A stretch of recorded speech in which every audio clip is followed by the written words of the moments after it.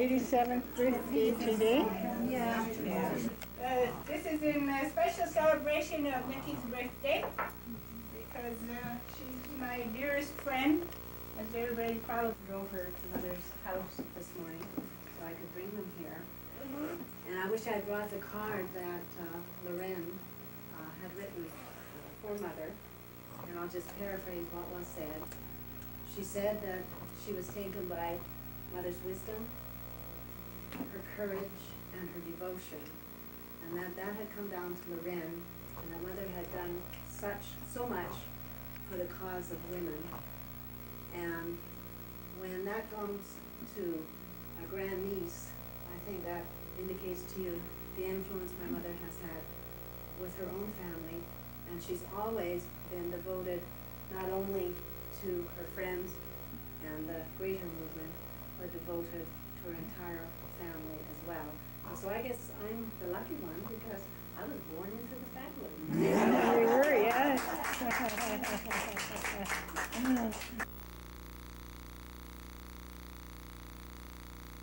Expect to meet each other wherever something's being done in whatever field it may be.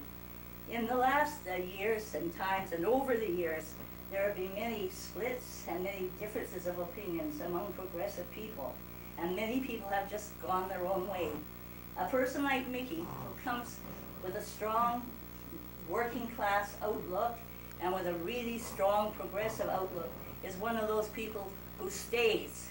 They're the real bulwark of our society, and certainly Mickey is one of those people, and she's somebody I have a high regard for because of that.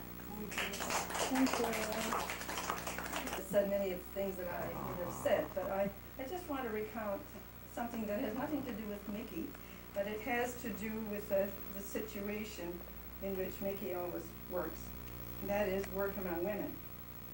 And when I was a dispatcher for the Marine Workers Union, one day one of the managers of, or the owners, one of the shipyards phoned up and he said, "Mona, what have you done to me?"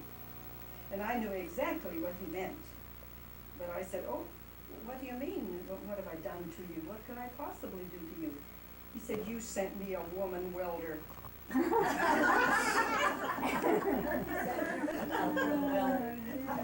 So I said, "Well, so what's the problem?" He said, "You know perfectly well that we have no facilities for women in the building, you know." I said, "So what? Where do the men go?" He said, "Oh, down to the other end of the yard." I said, "That's all right, the men have got good legs." So anyway, I just always got a kick out of that because I thought these are some of the things that women have had to put up with, you know, in the struggle to overcome it. And Mickey has been one of those people, right from the word go, who understood that situation, you know, in relation to the equality of women and trying to work so that women will be able to take their proper place in society. And though that's one of the strengths that Mickey has always helped, not only as the president at one point of the Congress of Canadian Women, and there've been a lot of chatter about questions like child care and things like that. And a lot of people don't know that it was the Congress of Canadian Women, and before that, it was the Women's Labor League, who were among the first, many, many years ago, 50, 60 years ago, who called for child care centers and those sort of things. And that is part of what Mickey has always worked for. And as Elspeth said, she has a firm grip and understanding on the class structure of society. And I've heard Mickey so often say, if you understand the state, then you understand what is at issue. And I think that if we all took the things that Mickey says in those regards and studied them and understood that that's the basis on which you develop your ideas, then I think we can learn a lot. And I think Mickey has helped a tremendous number of people in order to gain some of that understanding, which is so necessary, and particularly now in this deficit devastating society in which we are living. Happy birthday, Mickey, and many more. Anybody else? Some of the most enjoyable times I've had have been with Mickey. That month we spent in the Soviet Union, and Mona's just given the key to how Mickey was able to adapt herself when there weren't any facilities. I wish you would repeat that. A lot of us would like to know just how to do that, you know. So, but it was a great time, and that's when I really got to know Mickey, and she and her daughter just, they seem to have adopted me. Like Maureen today makes a special trip. I said, I'm not your grandmother, Maureen, you don't need to take all And I that said, you were responsibility. old enough to be my grandmother.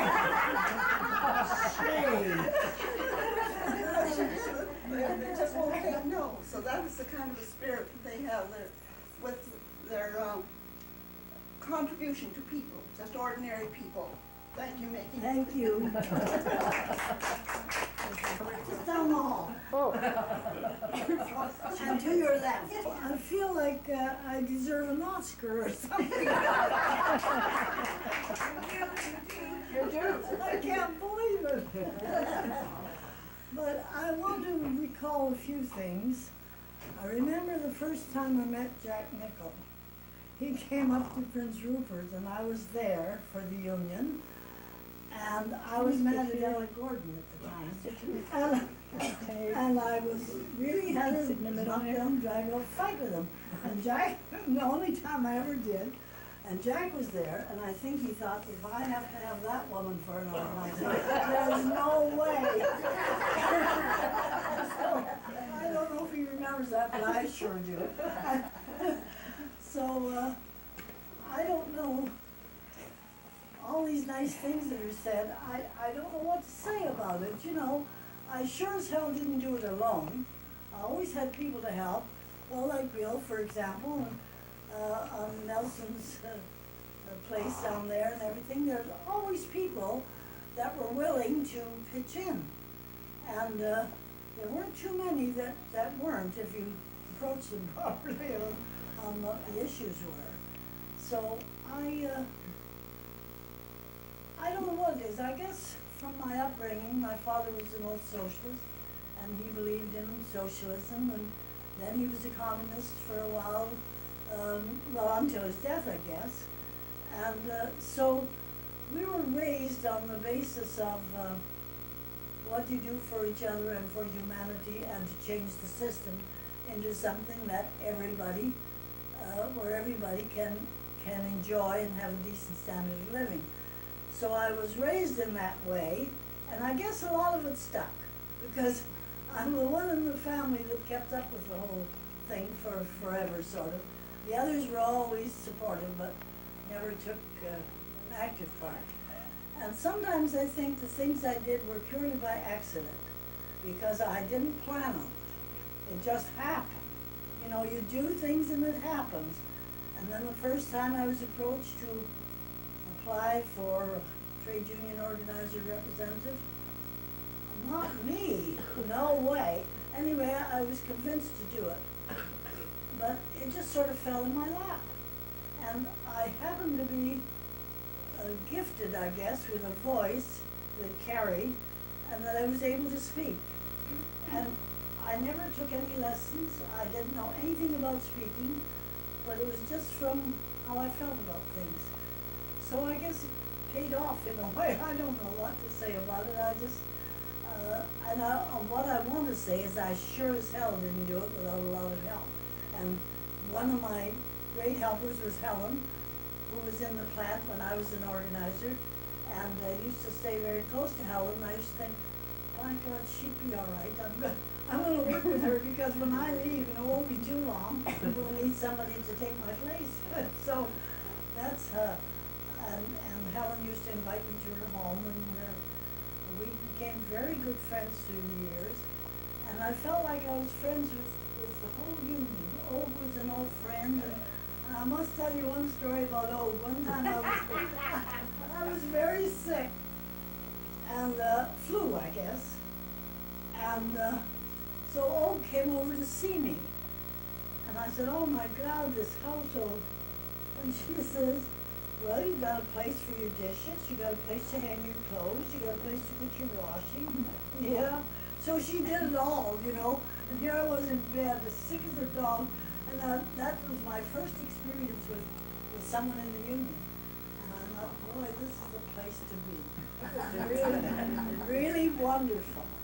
So, and I could mention all the people and the things that they've done, and Margaret, for example, when I first went to work for the union, I didn't know how to run the adding machine even, and she showed me how. So all these things come to mind, and and Ellsworth and I worked together on the International Women's Day and things like that. One year she'd be chairman, and I'd be speaker, and the next year I was chairman. She'd be the speaker, so and the moment through the years, through the Women's Committee, oh, I could go on, but I won't, because I enjoyed my work in the union, and Jack and I, in spite of what happened that time, we got along very well for years. You said he was afraid of nothing.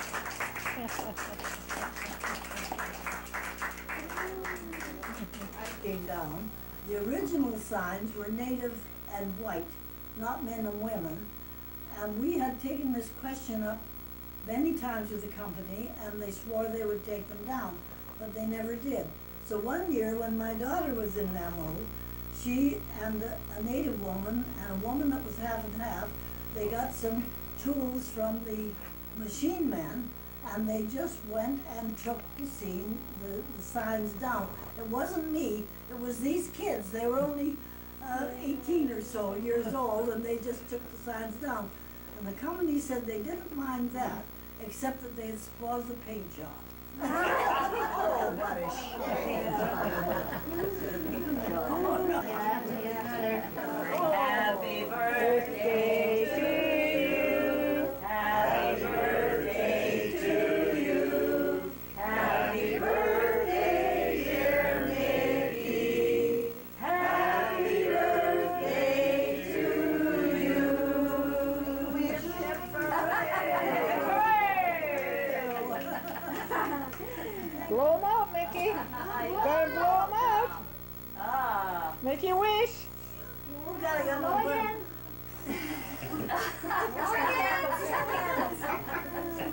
She just She was already. Wednesday, July the 23rd. Brian, and when you went home at night, nothing you could do to get that school. Most night, go up to the greenery, to the theater, watching college. We get up this big every circle, and most nights in the middle of it. You should have included in your contract, the boss would have to drive anybody home or anything. In their respects. Hi, Bruce.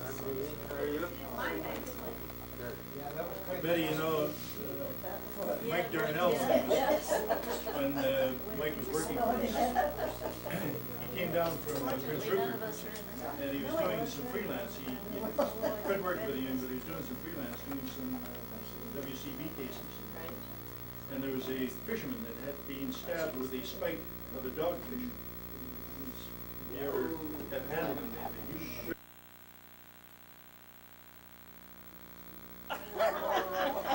They open the trunk door, right? or something that was stinky, you get in the trunk of the garbage.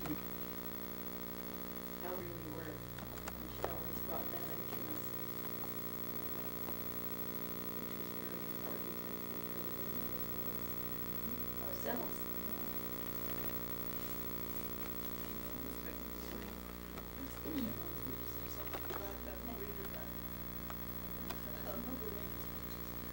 Well, I wrote something down. Good, let's hear it, Esther. Where have you got it written down? It's in my purse. okay. I just Well, maybe somebody else can. for working class justice. This is really quite personal for me, you know. This is a part of my life that I'm really acquainted with. We're up understanding of social battles to be fought was molded by experience gained in the battle and in the study of sound ideology to see her through. Her affection for people, especially for her fellow workers in the struggle, was a strength that won loyalty and was an inspiration.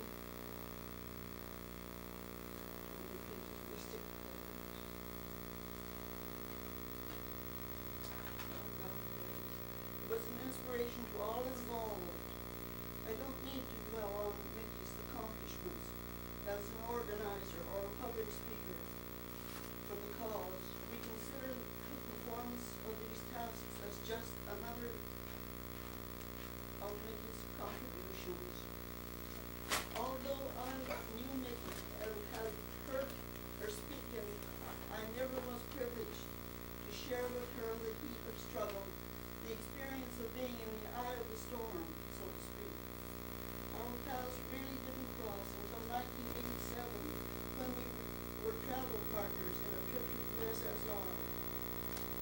Now that we had found each other, we had a lot of catching up to do, which was never really completed.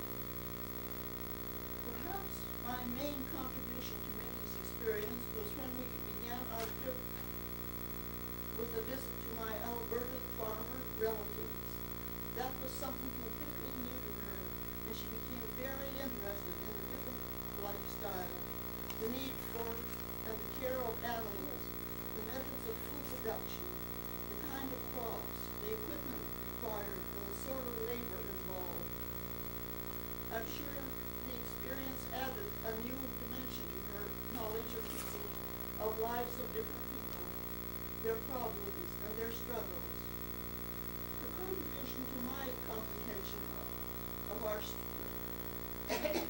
struggle, the intensity, patience, and knowledge required to make gains in the battle for workers and all people's justice, became even more clear after hearing Mickey's experiences.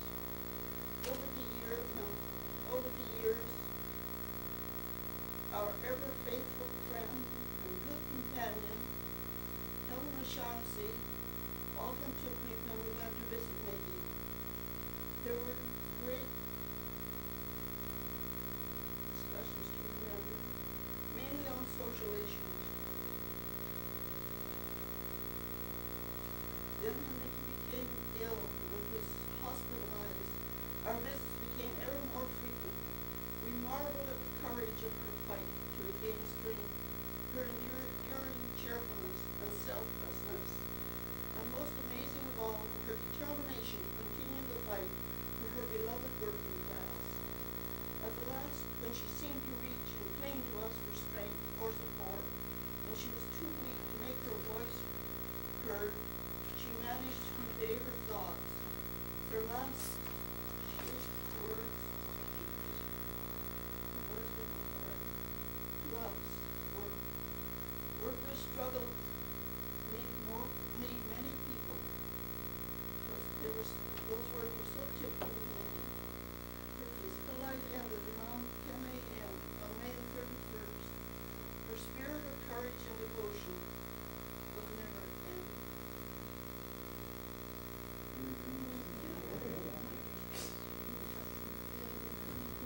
He taught me never to refer to women as girls.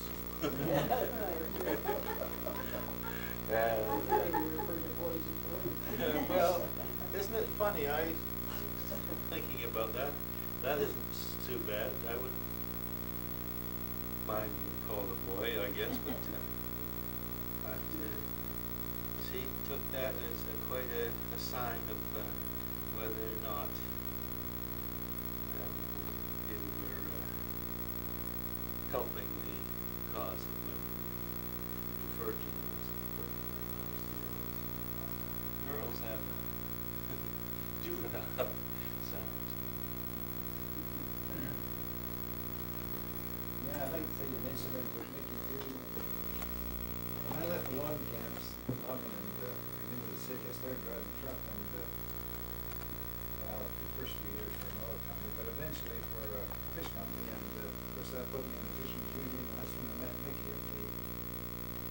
She was an organizer at that time. This is about in the middle 60s. And we had a monthly meeting. I'm from Richmond, and of course the Steveston Shoreburg is local out there. Kind of a monthly meeting, and Mickey would also attend the monthly local meeting. And this time, she hadn't showed up, and it was time to draw the meeting to order. I was chairman of the local at the time. And I got the meeting going, and sometimes I can't remember what the subject was, but it was very controversial, and we had people getting up, speaking on both sides, arguing up and down on this thing. The meeting was well underway, and gee, the back door opens and very quiet. For some reason, Mickey had got delayed, and she was late. We had been in the meeting about 15 minutes. Mickey, very quiet, he opened the door and just walked to the closest chair and sat down very quiet. Didn't want to disturb somebody was speaking. So I thought, well, I'll let this speaker finish, and then I'll clean it up as to what the subject matter is. But somebody in the membership there, it's only about 200 members then, or anybody, one guy, I guess for a joke, says, "Whose side are you on, Mickey?" You know, he just interrupted the meeting. And Mickey says, the meeting never hesitated. She said, "I don't know what you're talking about yet, but I'm on the workers' side." That was her answer. "I don't know what you're talking about, but I'm on the workers' side."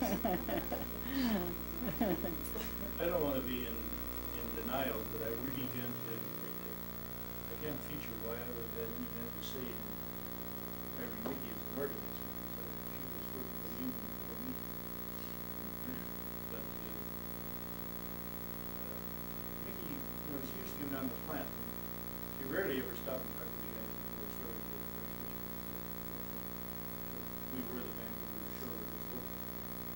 Held most of the executive positions and ran itself as far as the union was concerned. They came in there and knew we signed up the very first day or else. But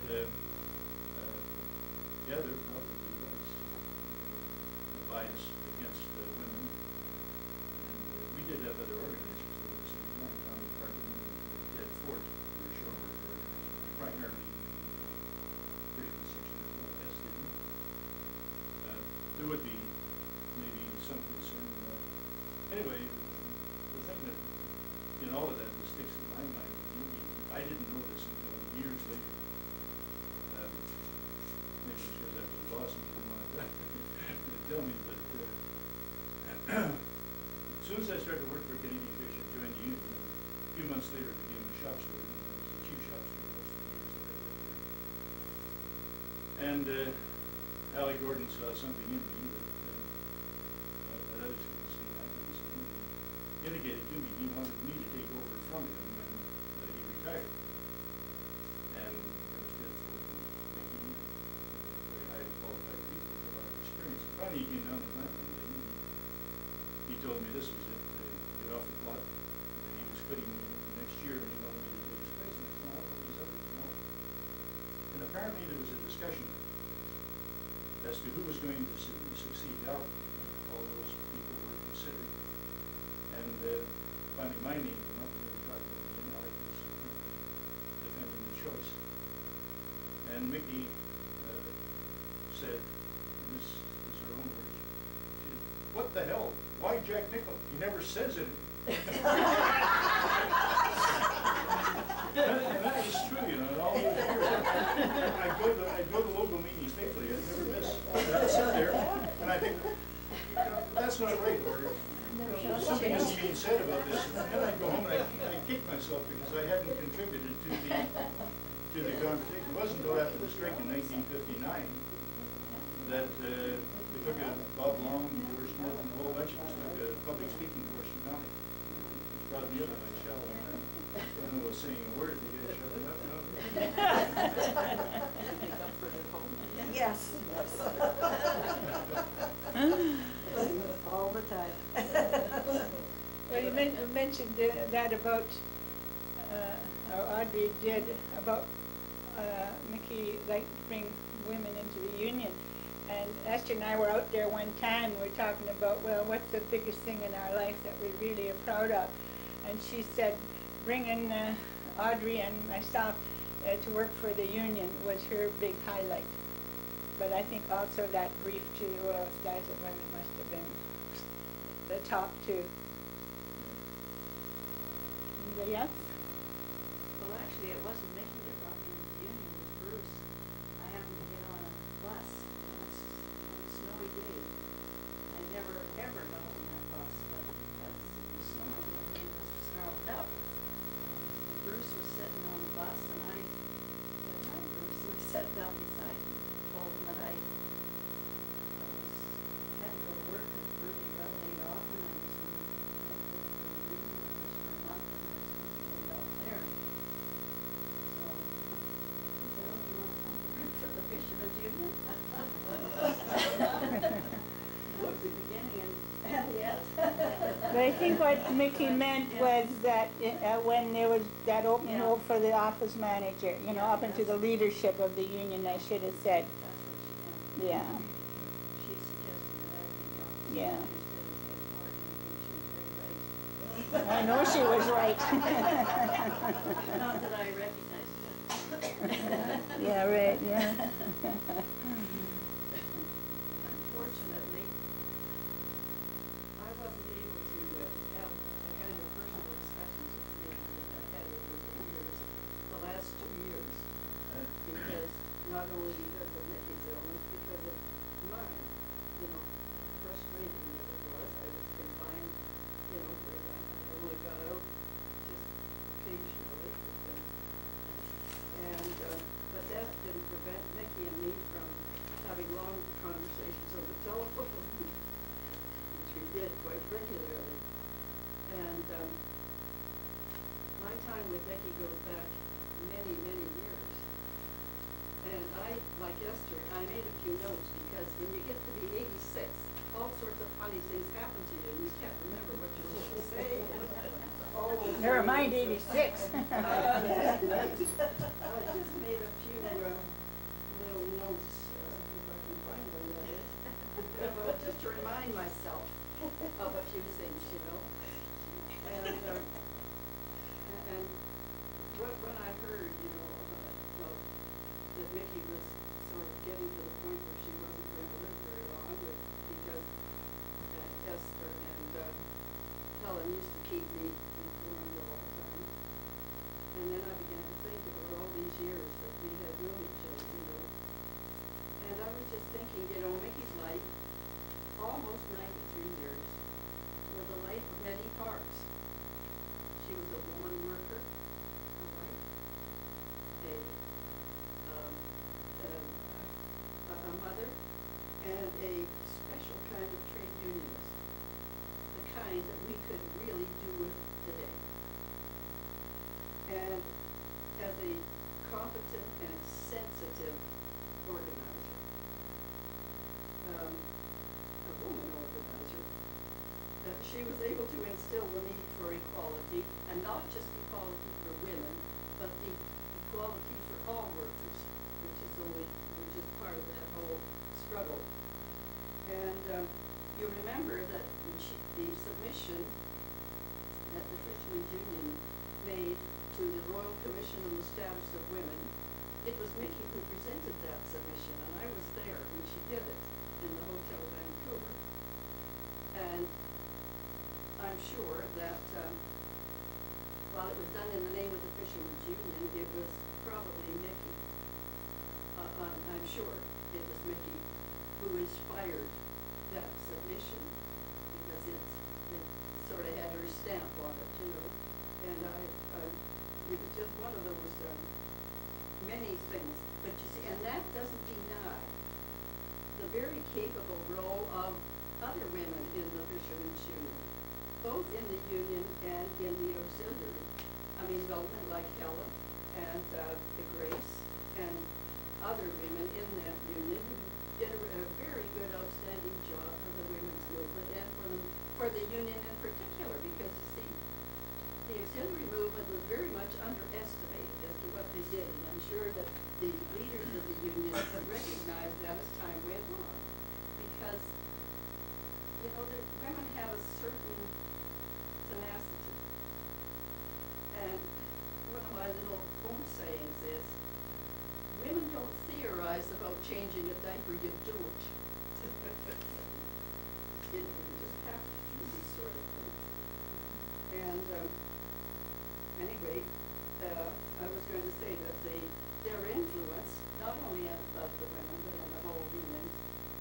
was also felt in the labor councils and in the BC Fed. It went beyond just the Canadian Union. But Mickey's attributes led far beyond the Union. And it included the peace. She was always an active peace worker. A member of the Congress of Canadian Women, and you will remember, many of you, how often Mickey was one of their speakers, or else she chaired a meeting of the Congress, or some of the International Women's Day meetings that we had every single year. And Mickey was usually one of those people that we called on for her competence, you know. And then, of course, there were lots of other committees set up on special issues. And Mickey was involved in those as well as municipal and provincial and federal elections, which always called on people who progressive people to work hard in those sort of questions. In other words, Mickey's whole life was a life of service to people's well-being. But at the same time, she also had a great feeling for the family, and her family was a large family. And we all knew that because she talked about it. And she not only had time for the family, but she cherished that family. But you see, the underpinnings of Mickey's thought and activity was her understanding of and dedication to the Communist Party. That was a very big part of Mickey's life. And its theory and its principles, that was her guide to action. And she told me it was instilled in her when she was very young by her father. And she often used to quote him particularly on the question of the state. And one time she said to me, I say that so often. She said, if people only understood how governments, the judiciary, all organs of state power are controlled, the struggle for peace and socialism would be greatly strengthened. And she said, I talk about it so often that sometimes I feel like I'm a broken record.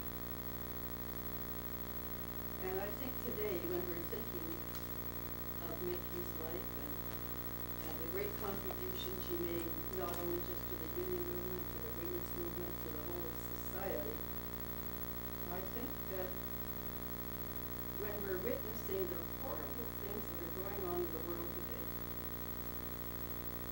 including there are wars all over the place. There are more wars going on today than there ever have been before. And when we're thinking those things, probably the finest tribute that we could make to Mickey and to her memory would be to replay her broken record.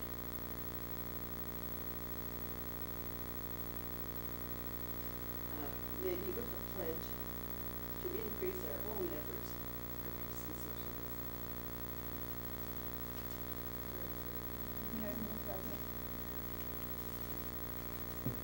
Well, when you talked about what her father would said, she'd often quote different things, and they were pretty wonderful. And she said, well, one time, I guess as children, they went to Sunday school, and I guess one day they came home and they were quite distressed, and because the minister was preaching hell and fire, brimstone.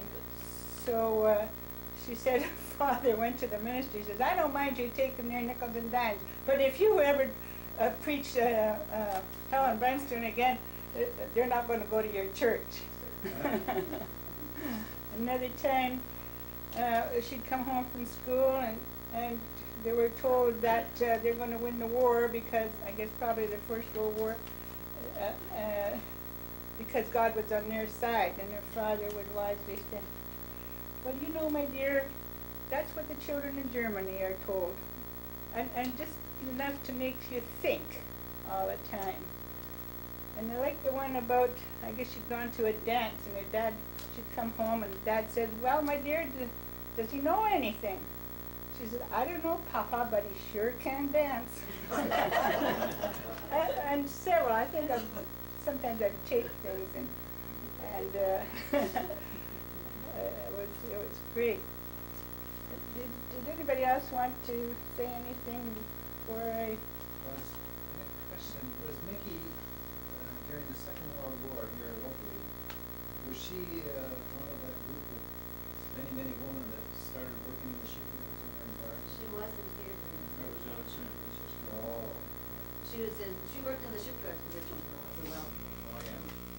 Because a lot of women worked in the shipyards locally here in North Bend, and that was, prior to that, women were just waitresses or sorcerers. This is the first time you see many women in the industry. What was she there with? It's easier for me to read it. I have a hard time thinking on my feet, trying to remember everything to do. I've spent many hours since Mickey's death just contemplating. She's been on my mind constantly, and this was written June the 8th, just a week after she died. And I continue to feel a deep sense of loss, and I believe you feel even more acutely. Her absence has created quite a vacuum in my life that has left me quite melancholy.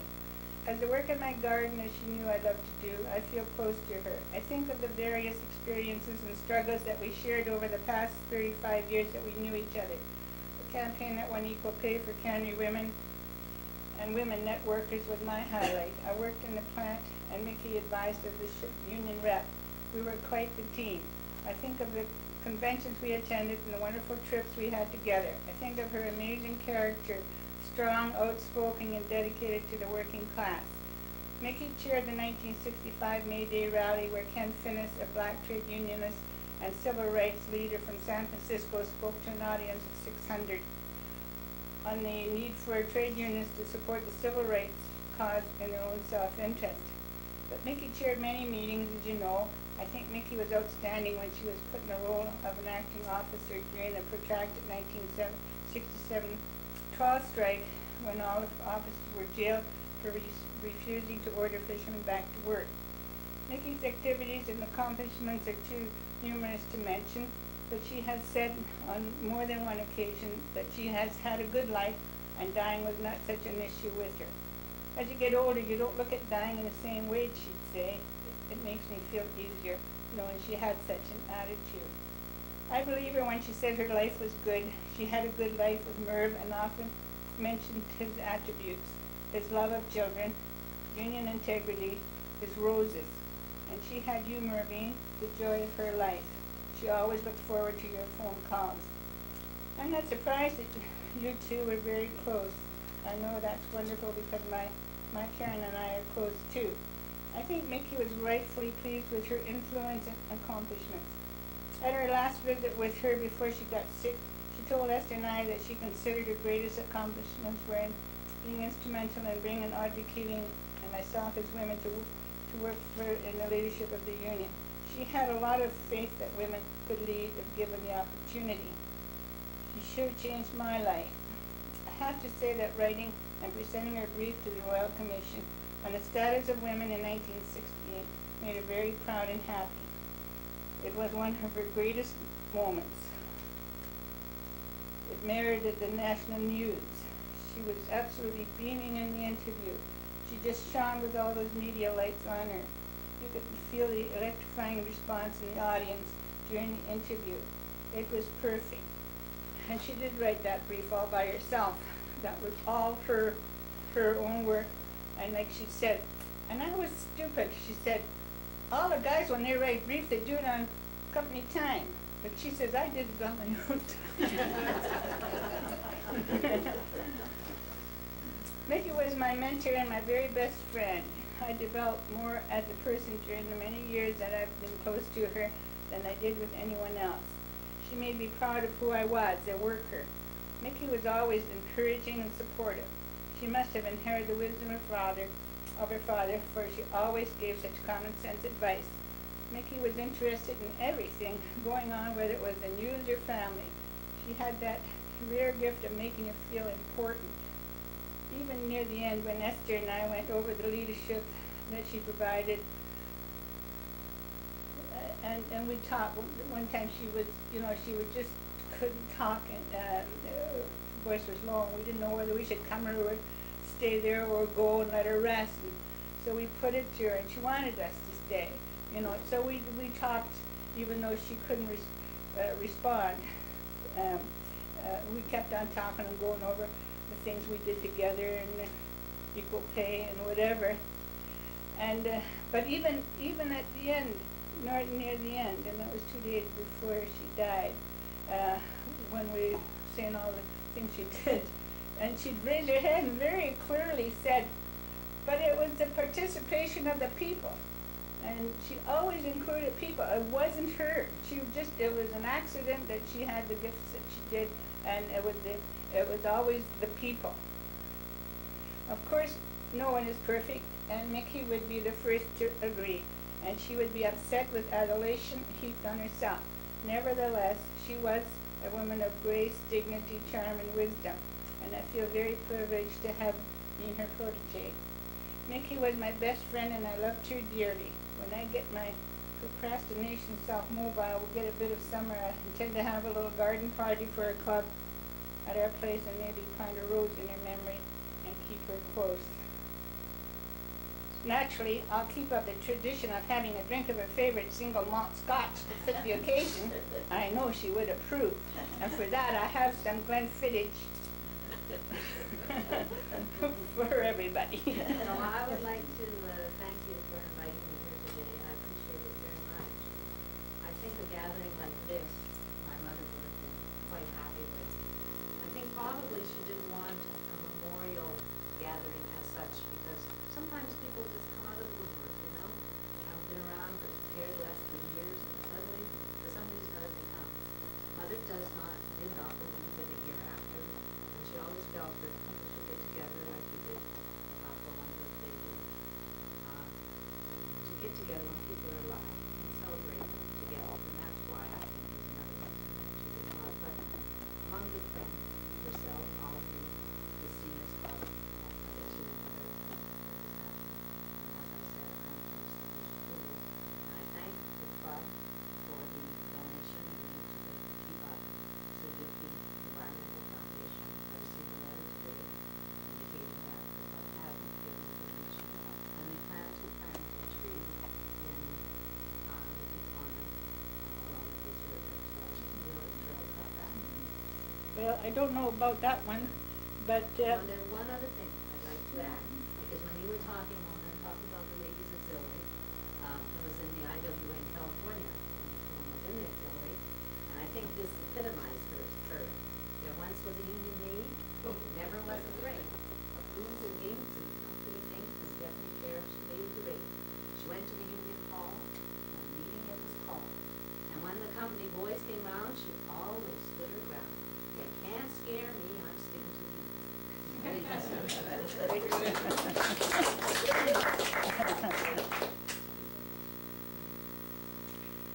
well, Maybe. Here's to make it. wait a minute, I'm going to get that scotch. That's all right. You can have some punch. No, what is just being said is very, very much like me. And anything she was asked to do, she did, and she was absolutely fearless. And it's a strange thing. Our shore processing industry was predominantly women. And there were, for many years, times when we couldn't get a strike vote out of the industry, but from 1969 on, we started to make some real progress in our contacts and bringing people along. And I don't know how many times I've heard it, that the men would say, well, the women are going to sell us out. The guys in freshman would say, the women are going to go for strike vote. And they'd always hide their own votes in women and overall votes. So we developed a scheme where we started taking votes by section, male and female. And we surprised just how overwhelming the votes were for a strike in support of the negotiating committee by the women. And the fact of the matter is the women were the strength of the union. In the last 20, 25 years, they were really the backbone. The men wouldn't have cared less. That's with some notable exceptions. But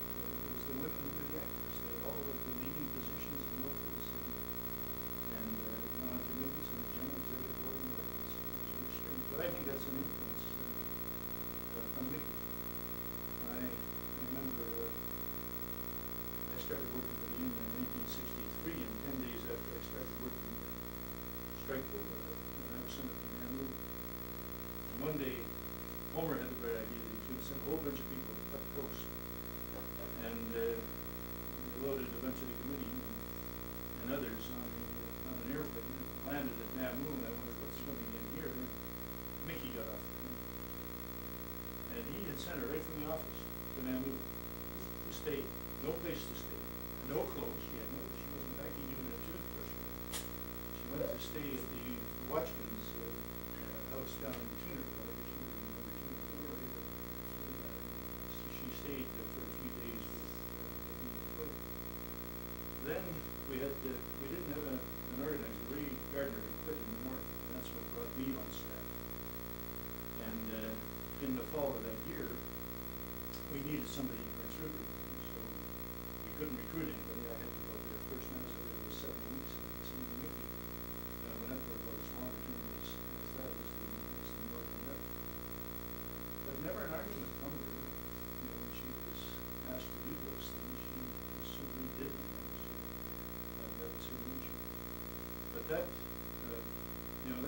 struggle, I very clearly, very early from Mickey, what the structure of our membership really was in shortcuts, and where the strengths lie, and where we had a bigger job to do than with other sections that were more or less always catered to in negotiations and truck drivers and that sort of thing. It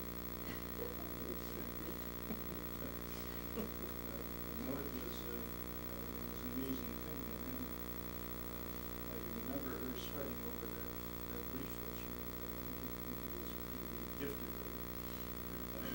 But she carved that thing out, and she went over it again and again until she got it right and made that presentation. It was a real sensation. It was probably one of the best solutions anywhere in Canada for that location. So she was quite a gal, and I think back to those days when we were discussing who was going to be Alex's successor, and she got it very easily.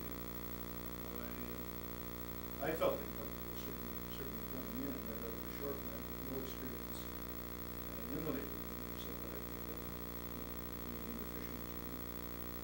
And I put it to Alec, what about Tommy, what about Ted, what about Mickey, certainly qualified people with maybe a lot more confidence in them by the membership than would be in me, and green and untested. And she put it very easily to bring in a female officer who knew maybe should have been in that. She was a very good leader. And there's certainly no other question of the dedication to the organization, to working, and what she was prepared to do for them. And getting the job done wasn't easy.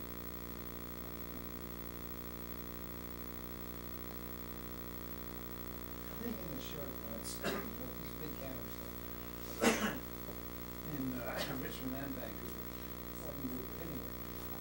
When you got hundreds of workers in a plant, as Jack said, they're predominantly female fish canneries that are 75 or 80% female.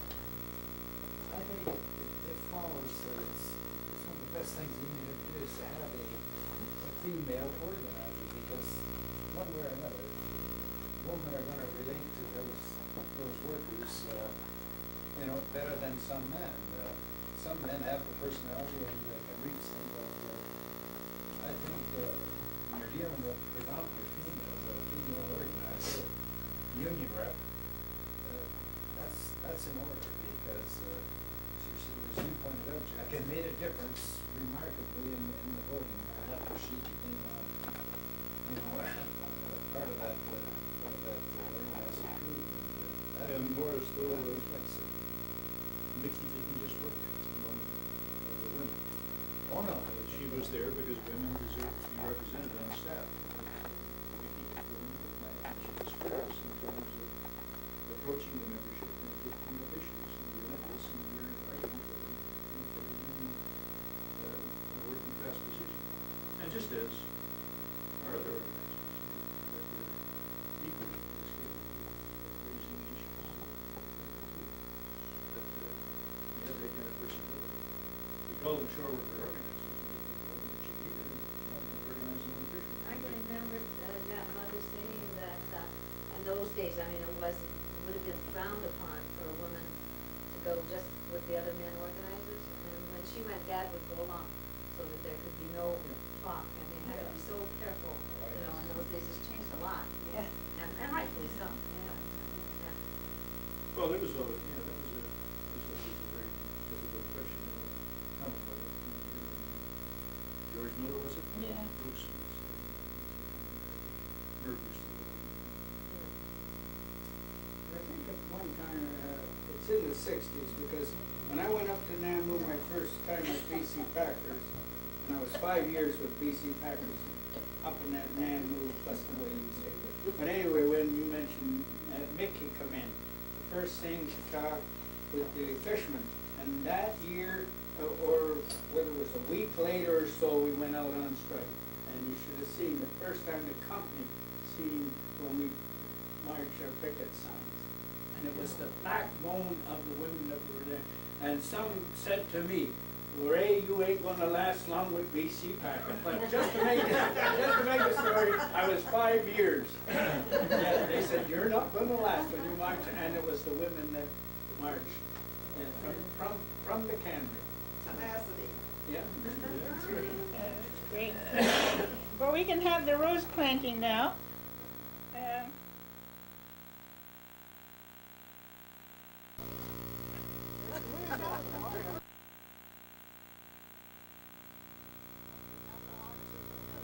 They're planting and then we'll drink the toast. Does that sound okay?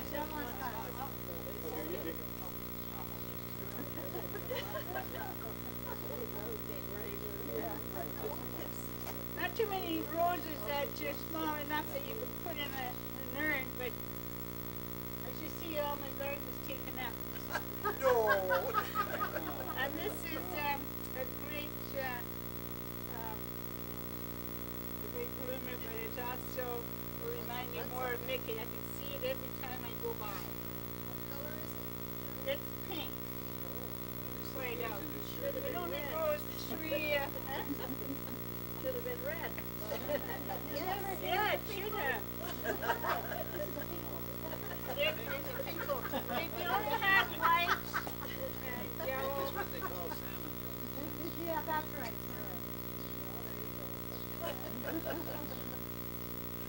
Well, it's just colored red. We'll put a red.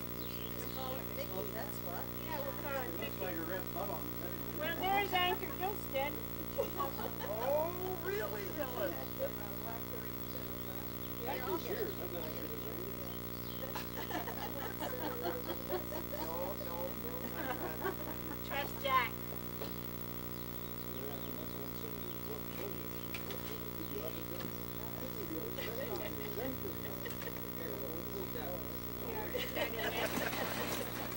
Thank you.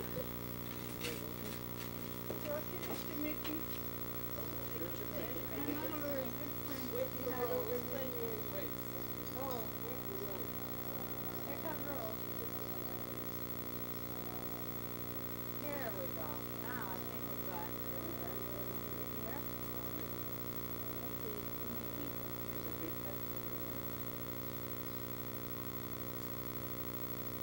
It wasn't sad, but Mickey was exceptionally fond of Mary. He was really impressed with Mary. Every time he goes there, she'd tell how good Mary is and her attitude to the boss. Well, when she asked to join the union, can the bosses go on? No. Well, they're not done. That's one for me. You can tell it better. This was exactly how it was said. And it just always impressed you. Well, I didn't know what union was, and I definitely had a dislike to a boss. And this girl said, "No, we all joined," and she couldn't tell me any more about it. That all the workers joined. So I asked her, "Is the boss joined?" And she said, "No, that's nothing. We joined that." That's how it started.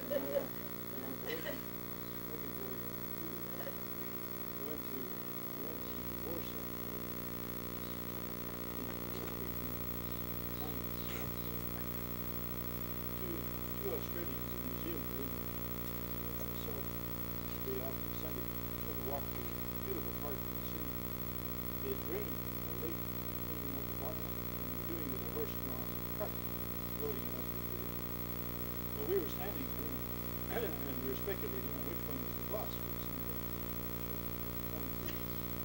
The horse's ass. So I came home and I was showing my films to Stevenson and showing the slides and then related that story, how we had this discussion as to who was the boss, who was the horse's ass. So the next morning I walked in and I was thinking about it, and Mary came over to me and she says, "Are you my boss?" And I said, "Yes, I'm your boss, and don't you forget it." And she says, "Then you must be a horse's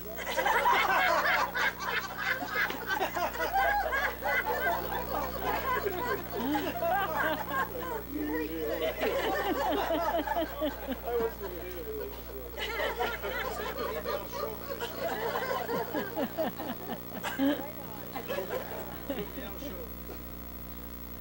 No, when he was telling at the meeting, you know, it really struck me.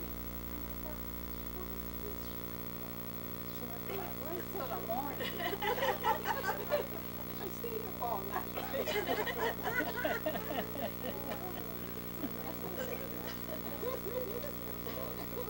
Well, Mary had undertaken, after she retired, to visit Mickey once a week and do all her personal stuff that she wanted done, and just had wonderful visits with Mary. And she really, really treasured those meetings, those visits for Mary. It was really a wonderful time for me too. When you work, you don't have time to sit down and really enjoy each other. And I really enjoyed it this time. You're still living on the Yes, I do. Yeah. Just on little weekends. The last few weeks when Mom was like she was in the hospital, there was one patient next to her. So it was quite a big young lady who was waiting. And I went one day, one of the periods when Mom really wasn't, she seemed to be quite out of it most of the time.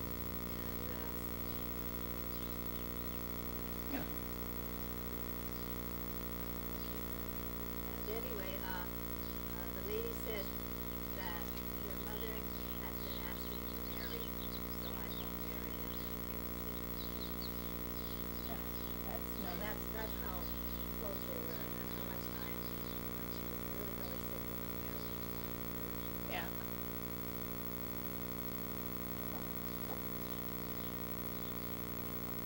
Well, we can have some strawberry and whipped cream.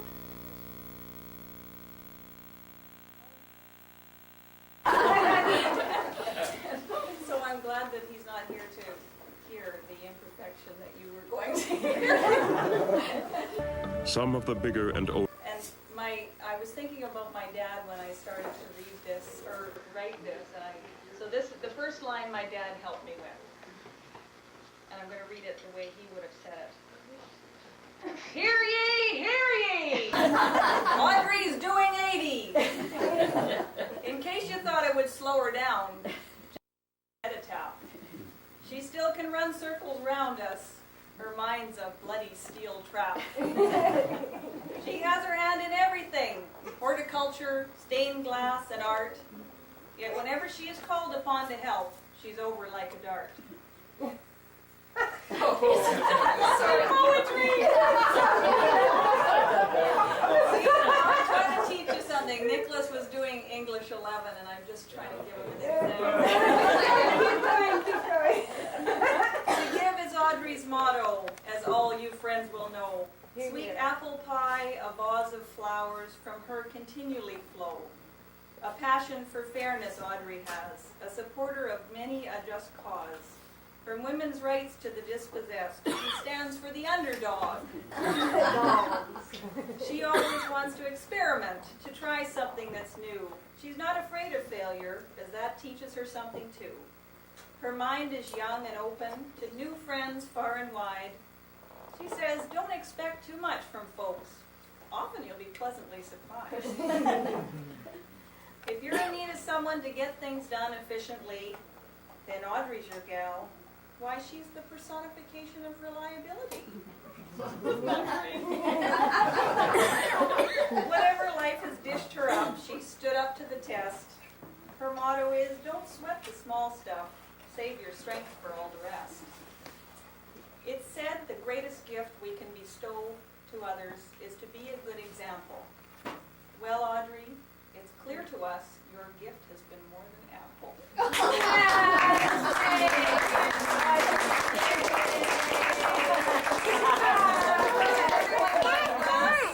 No. Do not go in there anymore, okay? No? I've seen it. Okay, try grab your Mommy.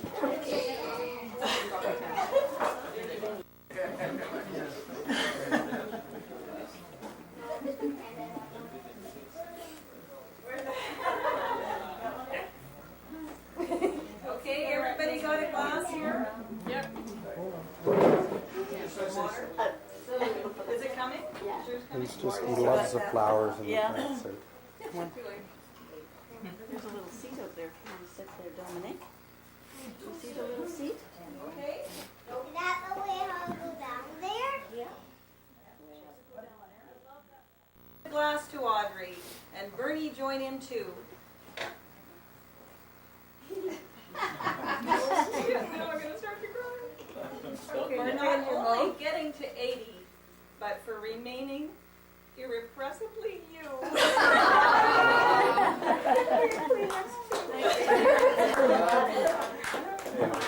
Audrey. Thank you. Now we can both cry. I just want to say thank you for all the help I received from different friends to get this place in shape, and for all of you for coming and bringing some donation of food and flowers and I bring the flowers. and I was just thinking it's nice that this is happening now and not when I'm dead.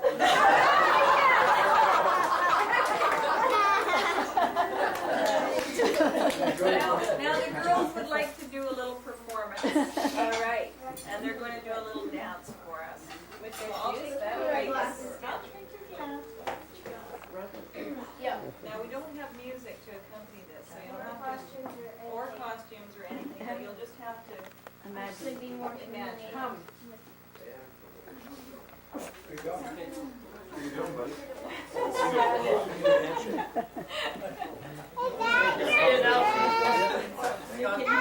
Say goodbye to Carol. Yeah, I'm gonna go watch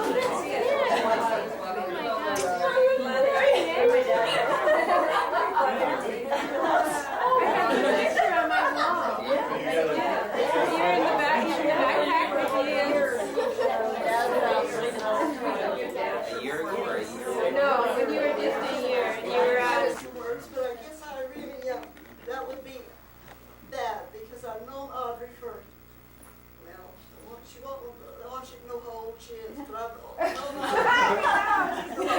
over 60 years. Probably 60. And she's always been a good friend, always helped through a very, very difficult time in my life when we were in Yugoslavia, and there wasn't anything. I was going to have a baby, and there was nothing for clothes, not good food, nothing. And Audrey was one of the people that,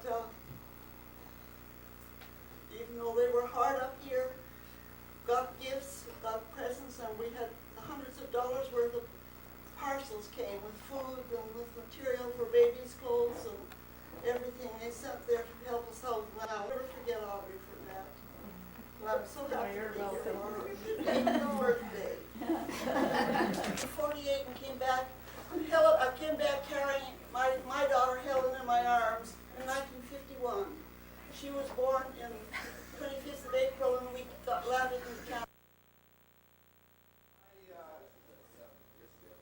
Now that I've got a grandson, really, the whole family thing seems to, well, I don't know, when you have kids, I don't know how to put this, but Audie's always been there for my family. And we, I have like 3 other brothers. I don't know where everybody else is, but Yeah, they're not here yet. Audie Audie as being like a mom to us, and I always love you. To me, it's, you know, it's, I don't know, just nice to see, see such a positive person as next. I think I'm speaking for all the boys, because we're all like almost 50 now.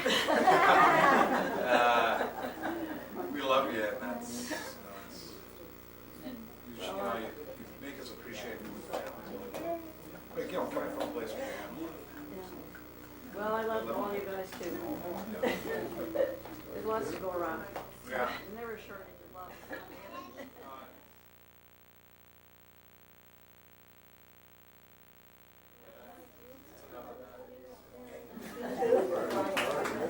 Thanks, you guys, for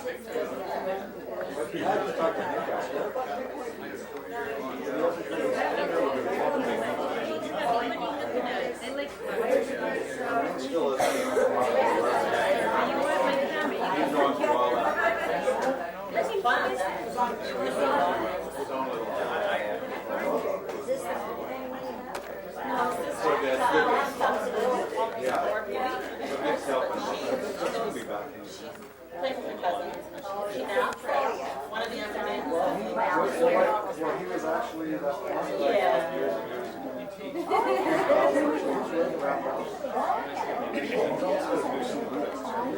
All the attention.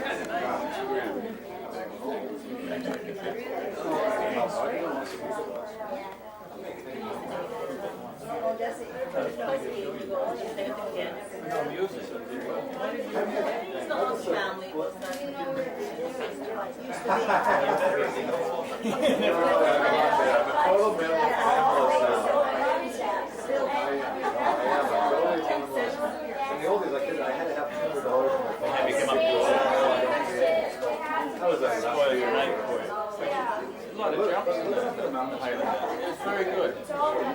Yeah. Yeah, you're really together with that. You both did well.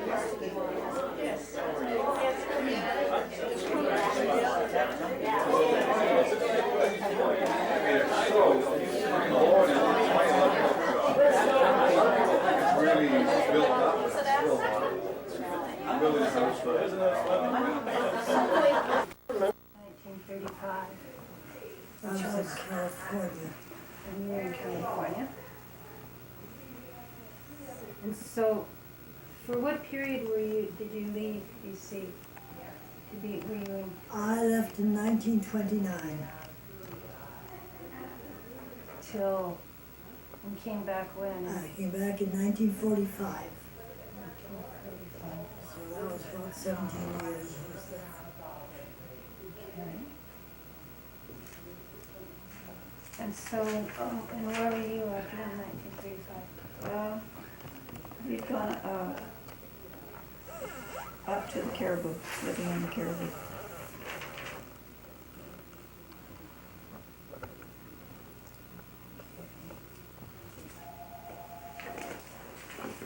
We're in California, but the rest. We're here, and, Yeah. and you were getting letters and things Yeah, telling that's you right. about And it? then when I came back up in 45, they filled me in on a lot of things, but I wasn't here. Mm-hmm. Were during they that sympathetic to what was going on? You Oh, felt like? absolutely. Yeah. We were, in California, we were in the progressive movement as far as the war, protests on the war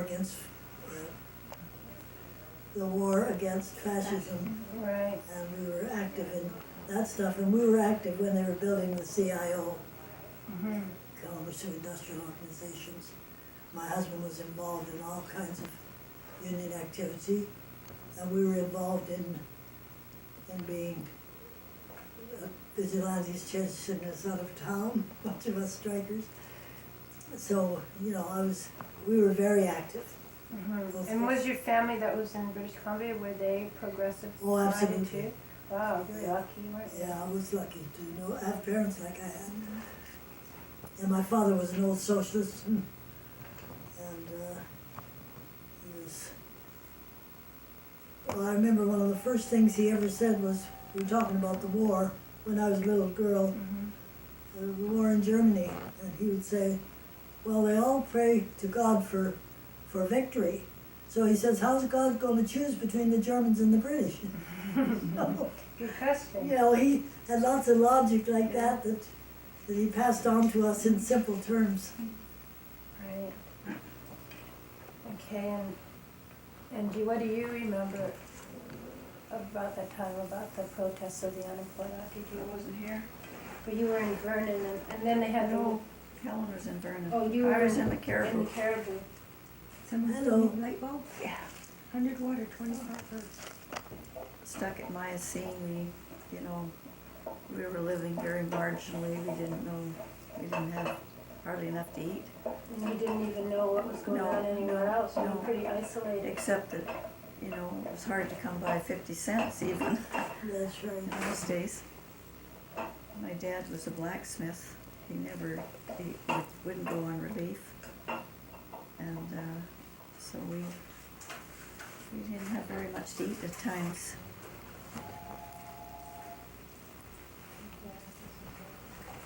It was a CCFer, and he took me and introduced me to the fellow, but I guess I'd be about 16 at the time. Is that right? Yeah, So that's the only thing I remember about it. And your dad, did you come from progressive He sort of was background? always- Is that what you got it? He was always progressive, he never ever said anything bad about anybody of a different color or race. He never swore, or, he was a good dad, but he wasn't very,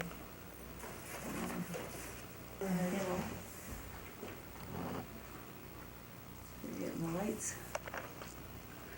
And the unemployed were protesting and the Ottawa track. And what was happening in Vancouver, did you hear anything? I was Vernon? no, When there was no, I would be, I was too young. and so, I think, I just remember when the people that were going back and forth the country, my dad used to feed them, or, if they knock on the door, they'd give them meals. I remember that. oh, because you were near the railway? No, we weren't near the railway.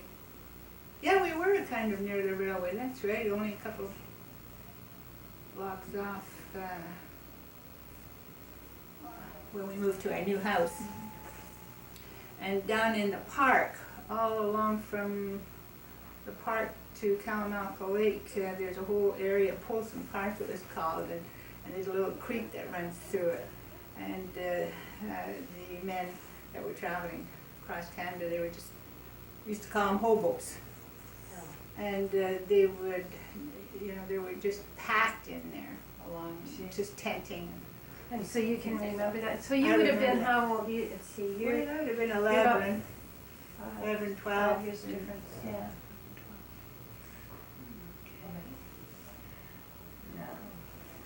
Okay, I want to ask you, what was your first job? My first job?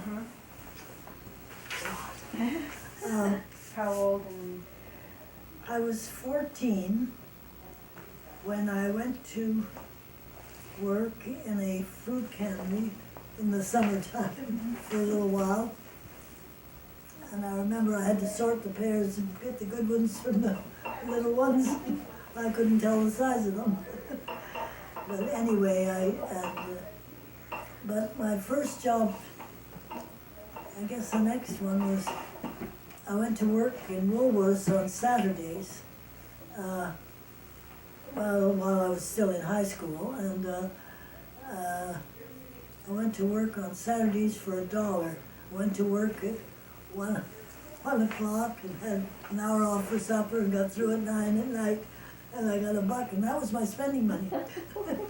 And herding sheep, aha, the one of the skinny feels comfortable for you. Yeah, you fit But, right into the ski. But I used to help this Mrs. Robertson in the summer when they'd have haying crews. And then later on I went to Williams Lake and I worked, as a servant for $10 a month. How old were you there? Oh, about 18. And worked for this editor and his family. They had two twin girls, and she had migraine headaches. And I was The mother did? the mother of the editor's wife. That was for $10 a month. I don't need to come yet. And then I worked at a farm. They had a little boy. The farmer and his wife had this little boy who had never ever had anybody play with them. He didn't know peekaboo or anything. And how old were you then? I'd be maybe 19, something like that. 19, Yeah. And this was he was quite a big farmer. And this was in near Williams Lake? Yeah, just outside of Williams Lake. And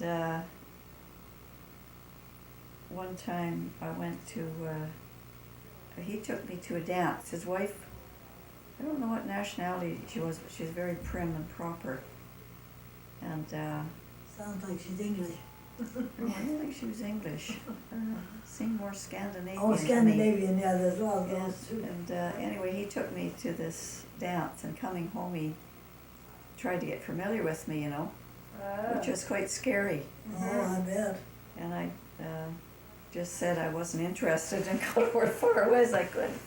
And he said, well, why not? And I said, well, I want to love somebody before I do anything like that. And he said, well, you don't have to love somebody. This was fun. And this was your first, you'd never even had a boyfriend by no, then? not really, no. Yeah.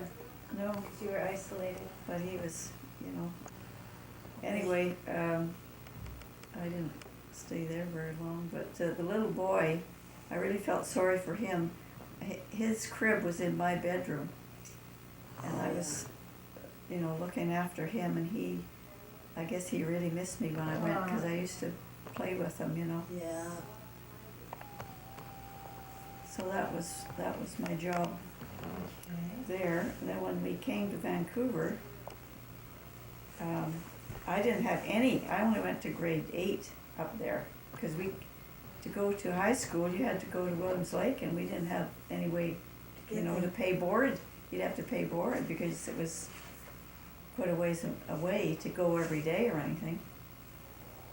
So I got this job which is really sort of odd, with these people in Capilano named Keeling. I-N-G. And, yeah. And this was in? When we came down, it'd be 29. No, 40, be 41. We came back from the Caribou. So 19. When did the wars start? 39, was it? Yeah, well, we came back. Around 30, 40. About 40, yeah. And then, so I didn't know how to do anything but housework. So I got this job with this family. They lived in North Vancouver on up Fell Avenue. He was in the insurance business, and they had a little baby girl. So I was doing the housework and the laundry and looking after this kid. Did you live in all Yeah, the places? I had my own bedroom, and it was beautiful property up there. A very nice house. They had a Dalmatian dog and a little dog.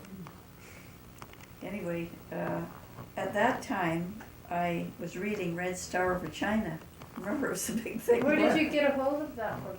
Well, I don't really Were you a big remember. reader, or- I don't really, but I was interested in, In the world. progressive things. Yeah. And I was reading this and I remember listening to the war news and this, when the British declared Russia as an ally, Yeah, right. And this guy that was in the insurance business, he, I guess I was vocal anyway about what I was thinking, even though they were my bosses. Yeah. Sounds And, like you. And although, no, actually I was very shy. Really? And, yeah, I was very shy. But anyway,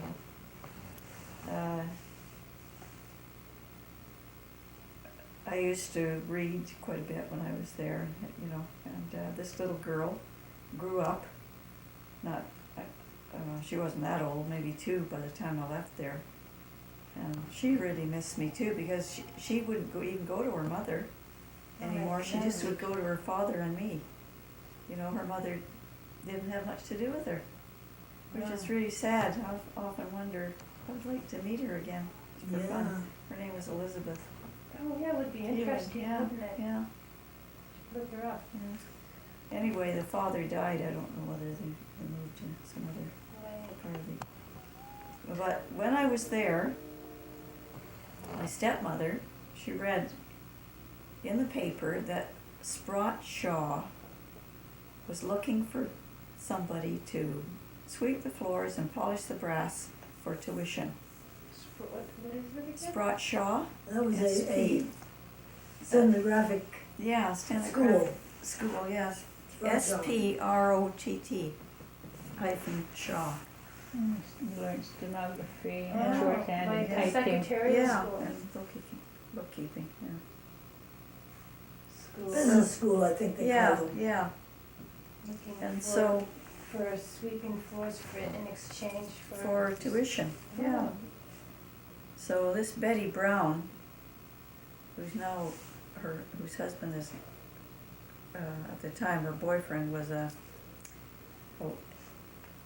taking up law. He's since become a judge, a conservative judge. But she and I went, and me, quite a bit younger than me and really smart. I was, hadn't been to school since grade 8, and it was. And not feeling really No, comfortable No. in the surroundings. anyway, that's where I learned how to type. Oh, okay, Do well, shorthand, I'm gonna so- get back to, that's Okay, gonna be, because that's I know I see far where this is leading me. Yeah. Because I gotta get back to that Yeah. religious year.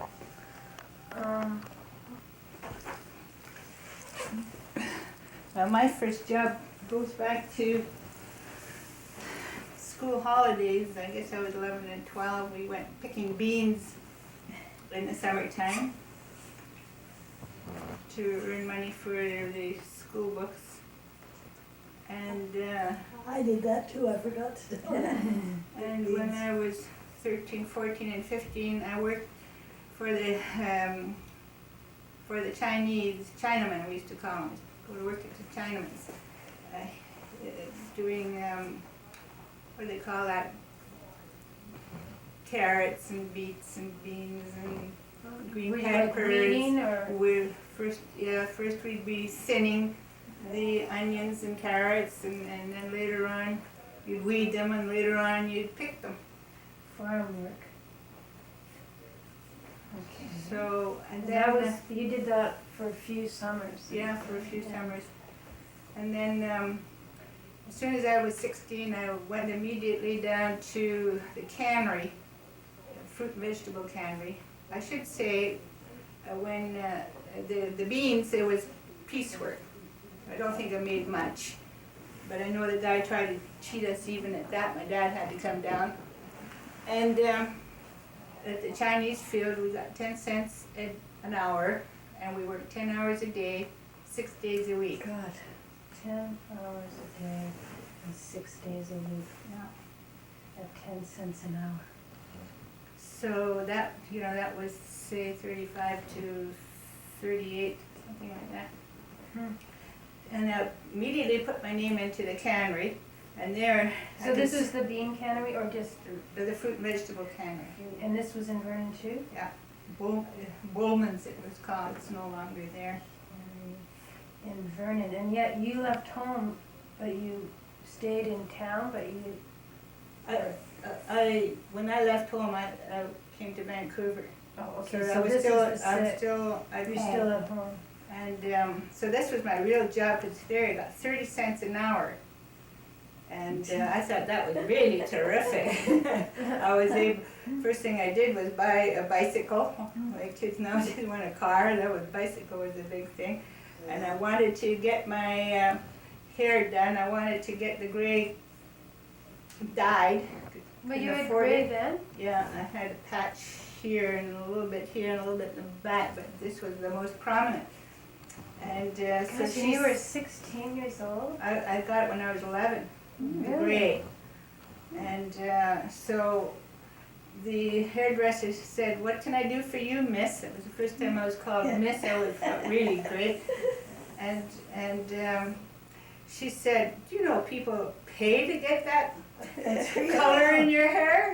And I've been satisfied with the gray ever since. So she did me a That big was favor. nice, eh? Yeah, it was very nice. Then work, first we had to, first when I was hired, they would snip the ends off of beans. Now they have machinery to do that. And that was piecework, and that was really fast. Somehow I got the knack of doing it. You'd grab the bean and you'd snip this, snip. I think you better come over after the bean season and spend the week with me canning beans. I did that for a while too. You take one hand and snip the one end off. Yeah, you just pick it up and it just goes so fast. And then tomatoes, they put them in, dip them in that hot water, just like you do at home, and the skin comes off. And they did that by hand. And then later on, we did the apples, core the apples. They had these machines where you slam the apple into this little fork, to hold it, and then you turn the wheel and it would peel and core it at the same time. And I got pleurisy while I was doing that, and that was the end of my career in the cannery. And then that, I was very, very sick. Yeah, that's horrible. I had And barely went to the doctor. Finally, my parents did take me to the doctor, because you didn't have money to go to the doctor. Mm-hmm. And then that January, I left after I got better. So the January after you got better. So I did housework. Oh, I must tell you, my father died when I was 15. And my mother made me quit school. And she found me a job doing housework at $10 a month. Every Thursday afternoon off and every second Sunday, I think it was. And I just hated it. I really resented it. I resented working for somebody. And I resented my mother because I didn't dare quit, but I managed to get fired within 3 months and spent the rest of the winter going to Swan Lake skating. Great. So then I came to Vancouver, and I had no skills either because I had quit when I was in grade 8. I was a little late because when we came from Hungary, we didn't know the language, so I probably stayed a year and a half, from January following year. And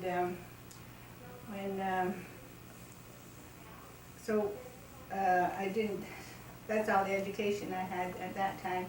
And then came to Vancouver, and the only work we could find was, it was still pretty bad jobs, was doing day work, housework.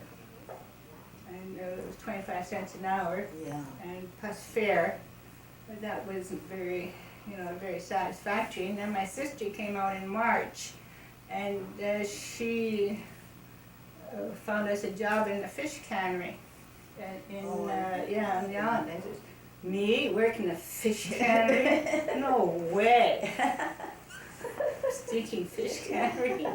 And she said, "Well, I'll pay you," because there was a guarantee if you go up there and stay and get your fare back. She said, "Well, I'll pay you a big way back if you go." Where was this? So we went to Port Albion. Port Albion, you're in Port Albion, great. At that time, it So was this called would have been- Nootka Banfield Company. And what year is that? That was in 1940, in the Okay. summer. I'm gonna leave you here because I'm gonna get back to that, I have that question on my list for you, so we'll leave you here. Of course, Mickey, you were born in Vancouver, but I sort of want, especially Audrey and Helen, because you weren't from That's the right. city, but what was your impressions when you first hit the big city and walking down Hastings Street, right? God. If you just try to think about We went to Stanley Park. I got a picture of this girl this Patsy Wheatley that came down before we were here. And she took us to Stanley Park, and I've got a picture of my two brothers and I walking in Stanley Park. But I don't know whether we actually walked down Hastings. I can't remember. Well, you were, this was when you were still with your family, Yeah, right? yeah. But you all came We all together. came down together, yeah. So you lived with So I never got very far from my family, but I was working at this house in North Vancouver. Right, and you were living there. But they lived in the city, in Vancouver. Mhm. And so, how did you? Was Vancouver something exciting to you coming from the Cariboo, or did you miss the country, or was it? I don't remember, but it was a lot more exciting, of course, because there's a lot more things to do. But because when I was up in the Cariboo, I always remember herding a sheep and laying on the ground, looking up at the sky with the clouds and that, and wondering, what's ever going to happen to me? What's going to happen in my life? Because there was nothing up there, And you didn't have any inclination that you wanted to do anything in particular? No, You didn't know what there was to know do? what. Although I did draw the sheep. You drew the sheep? Yeah. When I was out, I'd draw the sheep sometimes, but Do you have any sketches left in that? No. Oh, darn it. That would be neat. No, but I don't know, I can't say that I remember being overwhelmed by being in the city or anything, but I mean, it was... Okay. Might be more of a I question for Helen, Yeah. because Helen was young and, Yeah. and And she was on her own. and she was on her Yeah, own, yeah. and that's such a cool feeling. So, Helen. Cool feeling, all right. Yeah. I remember before leaving Vancouver, you read in the apartments for rent, and they sounded so great. Yeah. And so I came to Vancouver, and of course that all takes money, and I didn't have any. I was amazed at the amount of money I could save to even come to Vancouver and do what I did. Because you were I sick was too 30 times, before that. yeah, I didn't finish working there. but just that You little saved enough short money time, to- I was able to get my bicycle and save enough to come to Vancouver. So when I come to Vancouver, of course, it was a lot different. So we went into a rooming house. We Now, had a did family you, just friend. before you go, I just wonder your steps of leaving home, because it was something that you decided you were going to leave home, and Yeah. was that just because you had had enough, or your dad was dead? My dad was dead, and I didn't get along with my mother. Mm-hmm. And So, and did you tell her that you were going, or did you just oh go? yeah, I told her I was going, and at the door she said, "Well, go. You're going to end up as a prostitute down in in Vancouver." And there were sort of harsh words, and I remember saying, "Well, for one thing, at least you taught me how to work." You said that to her at that time? I said that to her at that time.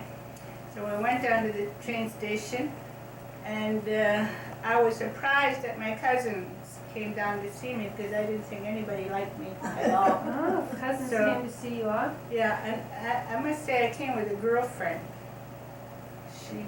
She had a sister in Vancouver, but we And didn't was stay she there. young too, or? She was a year older than I was. She didn't stay very long. Had you agreed with her to go to Vancouver? Yes, we had Before, agreed yeah, to yeah. go to Vancouver. Well, I can't really remember, Were you, but maybe. probably talking about, let's get out of here, let's do something. Yeah, she didn't run away from home like in the same way. Because that she I had a did. sister in Vancouver. Yeah, and I can't say I ran away from home. I just left home because my mother knew I was going Right. along, and just didn't like her taxes. She was even going to send me to reform school one time for. I guess she was judging me by herself because the three of us stayed to a midnight show on Christmas. I think it was Gone with the Wind. For and she had me doing all kinds of things that just weren't true. I didn't even get kissed till I was 16, and then involuntary, I didn't even like it. So I was a late bloomer. So but you know, I like to have fun. I like to go to dances and stuff like that. And of course, that to her was not the dancing, but all those boys. Kind of sin. With all the It was a boys. sin, just like sex was a sin. Is she you know. religious? Well, I don't think she was that religious, but she did invite the minister to dinner and things like that. And I forget what time, one time she, I don't know what occasion, but I was really angry. I just come home from the Chinamans, because that's what we termed it at that time. And we didn't have a bathroom, you know, you washed in a big galvanized tub, and so every night you have to wash your feet. We didn't have baths every day. Right. And I remember I had this big bowl, and she had called the minister in, because I guess this is the time she was going to send me to reform school or something, he told me that if I didn't behave, I didn't do anything. I don't even know what I did. I talked back to her because she changed everything when my dad died, and she angered my sister. You know, she dabbled all the house inside with painting, and she was acting really weird. And that bothered me more, and I guess I must have told her off. And anyway, and then we got sort of in a fight, pushing. She was going to beat me, and well, at that time I was going not to take any beating anymore. So I just took the broom away from her, and she was just struggling back, and I just struggled back. I didn't hit her or anything. So I guess maybe that's why she got the minister. And he says, if I don't behave, you know, that I'm going to go to hell. And I looked at him with my feet in this water, and I says, I'm going the same place as you, 6 feet down. and you know, and I was very, very shy, but at the same time, there's this rebellion in me as well. And 6 kings. So, you know, here he was. He didn't say, you know, what's the problem, Helen? Can I help? And try to find out what the root of it is. No, you're going to go to hell. So that's what bothered me, I suppose. Anyway, we came to... So then you left. Yeah, and there wasn't no beautiful apartments. And it was a big city, and the housework wasn't that pleasant.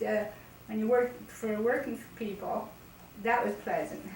But when I went to the west side where they had money, it was the weirdest thing. There's one lady, you know, here's a 16-year-old kid, well, probably 17 by then after me. Give me a pork and beans about that size after doing, and she had a lot of work to do, but apparently her husband didn't know that she was having me in to do this work. And I was just starving. That's one thing I remember, just being hungry. Always hungry, but that's the history of me anyway. It should fit in the story somewhere. And another time I went to the west side, and they had children, and I had to do the work, and you know, all the torn sheets and stuff like that we wouldn't think of having in our own house. But you know, this is like, I don't know, living beyond their means or whatever, but you know, the furniture and that was nice, but when you look under the cover, it was a different story. Where did you live? On Robson Street, there was a rooming house. It wasn't that big of a rooming house because one of my father's friends lived there, and I knew him, and he was like a friend of the family, so that helped knowing him. And then when my sister came, I guess we moved up to Jervis Street or somewhere like that. They were all rooming houses at that time. Did you ever go out? Because, I mean, here you were in the city now. Did you try to get into clubs, or were there such Oh, things no, then? no, didn't have any money, didn't even know about clubs. You know, you needed a boyfriend to go to clubs. What was, yeah, I guess in those days, women were, Yeah, you didn't weren't go to, allowed, and they still had the ladies in escorts sort of type thing? That's right, yeah, you went in the beer parlor. That's what I Beer was parlors, thinking. yeah. I didn't at that time, but after working in the cannery and coming down, we did. Okay. And we'll- went to the we'll get cave, to went that. to the, what did they call those clubs? Nightclubs. Nightclubs. Nightclubs. They were really fun. Yeah. You know, after I got Hey, some good money working in orchestras. the cannery. They're good orchestras and Yeah. good floors for dancing and that. Right. Anyway, at the cannery, Okay, then, now this is, you went on the steamship up there? How did you get up to the cannery? we went by, I guess a steamship from Vancouver over to Nanaimo. And we stay overnight in Nanaimo and take the train. Wow, steamship to Nanaimo. I don't know whether they had roads then. They couldn't have had any roads then. Yeah, that's what I was wondering, how I you don't got think there. they did, because we always went by train to Port Alberni, and they had no road up there, of course. That didn't come into But they quite had a a bit train later. to Port Albion? Or to Port Alberni? No, to Port Alberni. Did I say Yeah. Albion? Well, I know that's where Port you're headed, Alberni. so I'm Yeah. getting ahead of you. Port Train to Port Alberni, and Alberni. then the U-Chuck to Port Albion. The U. Used to hate that because it was sort of roughish weather. And U-Chuck is a good name for it, isn't it? U-Chuck, that's the name of the boat that took you, was probably the steamship too. Oh, no, it's just a U-Chuck like the U-Chuck that's out there now. It's just fairly small ferry boat. It's not, it wasn't a big A Union foot steamship. ferry, wasn't it? Yes, it was just a foot ferry. Yeah, ferry. but like, you know, the Lady Rose goes to, up to, This one is a little to bit Banfield, bigger. you to could. Banfield. And that's the last of the Union steamships still running. No. So this was just a small boat Yeah, that took you yeah. up the inlet to Port Albion. Mhm. So you had to go through all those islands and Mhm. stuff. It must have, and you'd never been to the West Coast. No, And you never. weren't from the West No. Coast either, so that must have been something to see. Yeah, that was, And so was everybody on this, how many were on the boat? Were they all cannery workers? No, because there were different canneries there. Kildonan was a cannery place. I think Yeah. people dropped off there, and then people that lived or worked in Kildonan. Ucluelet. Somebody told me about that place, so that's on the inlet too. What's it called, Kildonan? Kildonan. K-I-L-D-O-N, We used to have a local there, I think. yeah, it's familiar. Yeah, well, this was non-union at the time, of course. So, so Port Albion was sort of like the last stop? Mm-hmm. And that was, and I really loved it there. What time of year did you do this? Well, it would have been, I suppose, July July when and the August, I salmon, guess. it came in, whenever that came in. I can't really recall. I think it must have been July, Yeah, that's from you know, or mid-July or whatever. But that was really great. I really enjoyed it because at that time they didn't have radio phones. And so you had to sort of stand by, and when you hear the fishboat whistle, then you come running wherever you are at the beach or wherever, and you'd get ready to put your clothes And on. there were all those little houses that you would have shared with. Yeah, well, there was I remember some the of them, cookhouse. you know. I had had a big room on top. 4 of us stayed there, and then they had a little bunkhouse, and it was it held what, 10, 12 people. How many people worked there? At that time, there wasn't white column, because that's what we used to call ourselves, and the native people that lived there. So they're outsiders from. They brought there were- outsiders. Yeah, there must have been the about, coast. 10, 12 people. And this was before the pilchards, or is this during? This This is is the pilchards. pilchard, yeah, salmon and pilchards. And there was a big reduction plant there? Yeah, there was a big reduction plant there.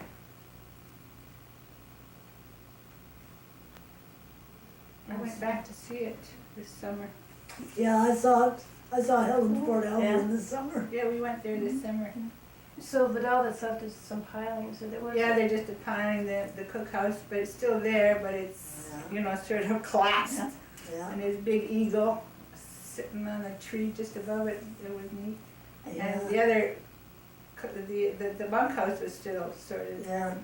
It was interesting. Yeah, you have to, you know, maybe, we won't have time to go in it, but I'd like for you to think about it, maybe, you know, you have all the time you want, but maybe try to write something down about how you felt about the time, because it sounds like it was a happy time. It was a very happy time. And, we spent all the time on their beach.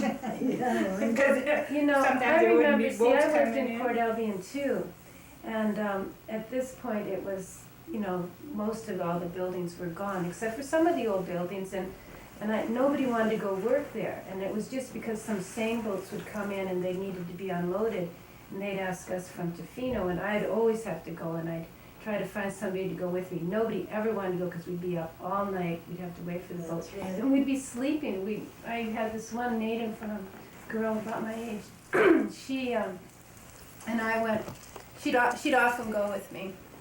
And we'd be waiting for the boat, and we wouldn't know when it was going to get in, and we'd get into these old bunkhouses or whatever they were, and try to find something to cover us up, and we'd try to sleep until the boat came in, and there was such a feeling about what it would have been like, and then we'd watch the day, you know, we'd unload the boats, and the day would come, and you know, you'd see all those pilings, and you just could imagine what a nice little community it was, and it was such a nice feeling. Even just me and her together had this sort of companionship of what a horrible job, but it's okay because we're doing it together and laughing, and but I just could, you know, almost hear the voices of what it must have been like.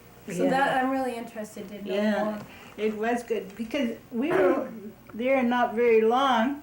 Before we were, 4 of us they asked volunteers to go up to Nootka. It's by Friendly Cove there, just around the corner. And so 4 of us went up there, and I just How did you go? How did you go? We went by the steamship. By the steamship? Yeah. And so the steamship then came into Ucluelet? Ucluelet. Yeah, called everywhere, I guess. Yeah, and you probably had to stop in Tofino. Yeah, little. Probably, I don't remember too much about the trip up. And then they gave us a little shack right at the end of a trail, and the last one in the bush. And who went with you? Did your sister go? Yeah, my sister and 2 other women. And you were all around the same age? Yeah, one was 5 years older than I, yeah. That's what's neat about the fishing industry is it's an adventure, isn't it? It was a real you don't adventure. get these adventures in any other place, you know, of work. Yeah. Oh, we had some real experiences, and in October there when they did the chum salmon, I remember we worked 13 hours a day, and then after that we'd go to the Indian hut there, they were playing La Halle, and then we dance until 1 or 2, get up again in the morning, and after we finished the chum, I went to sleep, and they finally woke me up after 48 hours. They thought I got sleeping sickness. I was so worn out. So this was in the fall then, because it was the chums? Yeah, but we were up there earlier. We were up there for salmon because we we worked up in the can loft where you had to reconstitute the cans. You know, they come the reform line. Reform line, that was it. Yeah. And that was our job. So, yeah, this is when they had canneries everywhere. Yeah, well, I was up in Mosquina where they had the reform line and went on a steamship up there. I saw that. It was really 49. fun. And then during the herring, they got a bunch more women, and then we moved down to a bunkhouse. We got about 20 or so. And this was still in Nootka? Nootka, yeah. So, well, let's see, wait a second, I'm getting into just your questions. Let me just see what I have, because I want to get back to Port Albion as well.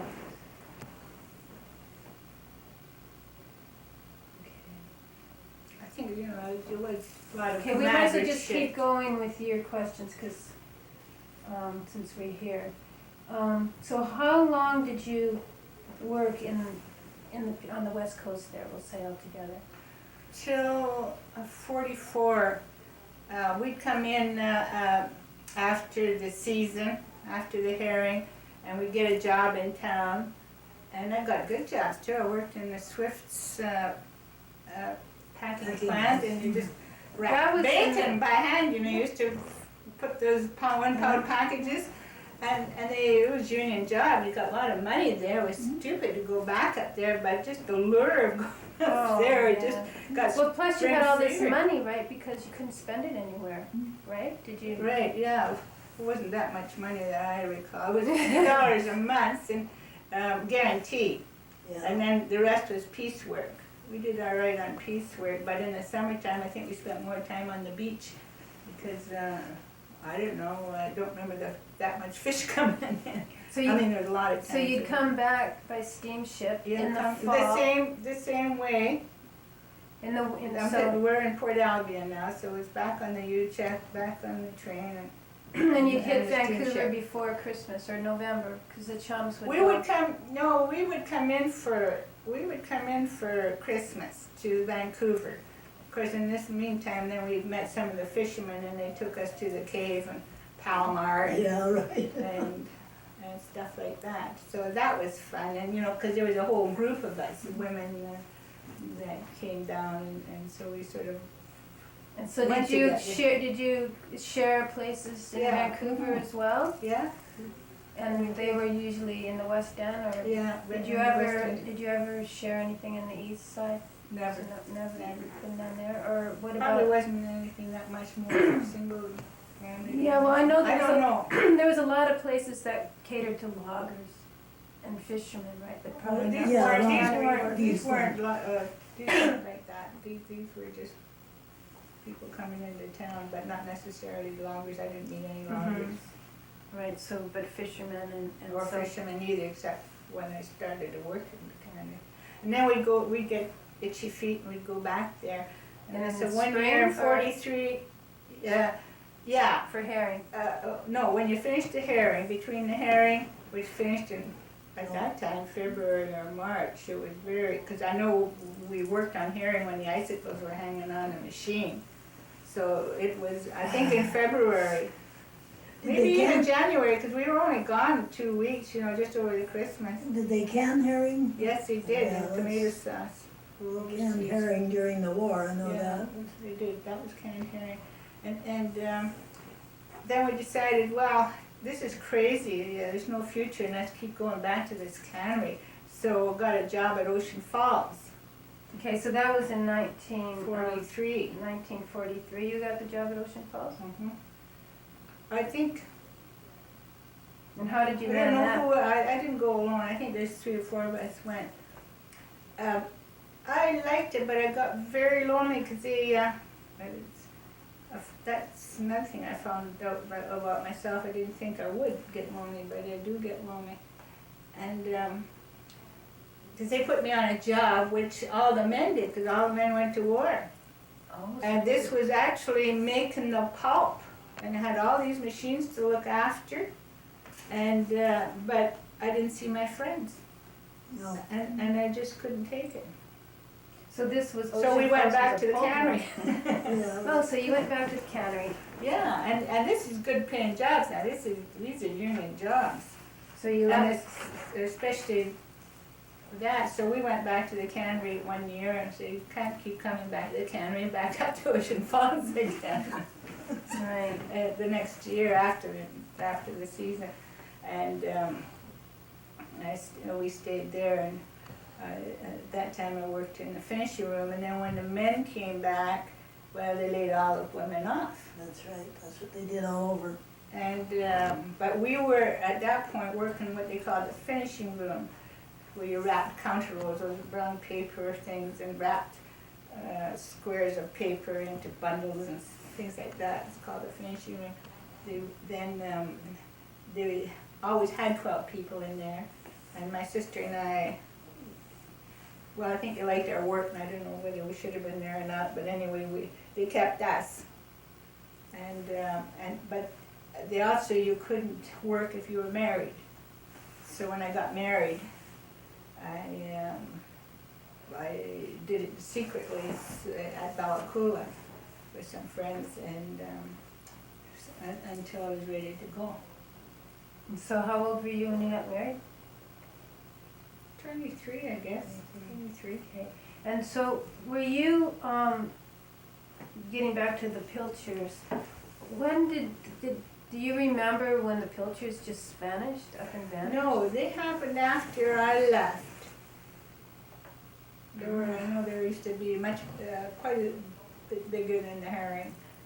Yeah, that's right. And they I'm had not sure when they Did disappeared. they just use them for reduction, or did they can them? I think we canned They some canned too. pilchards, I know that. I think we canned some too. But Mhm. they were, I guess, were they in the fall? I can't remember when they came. Yeah, they must have come in the fall, because we Oh. didn't do it the first thing that we went there. We did salmon when we. They came used to after run. salmon was over with. So I think so. But I don't know, because after 44 didn't go back. They were gone when I started working in the cannery on the Skeena, so the pilchards, it hadn't been many years though that they disappeared.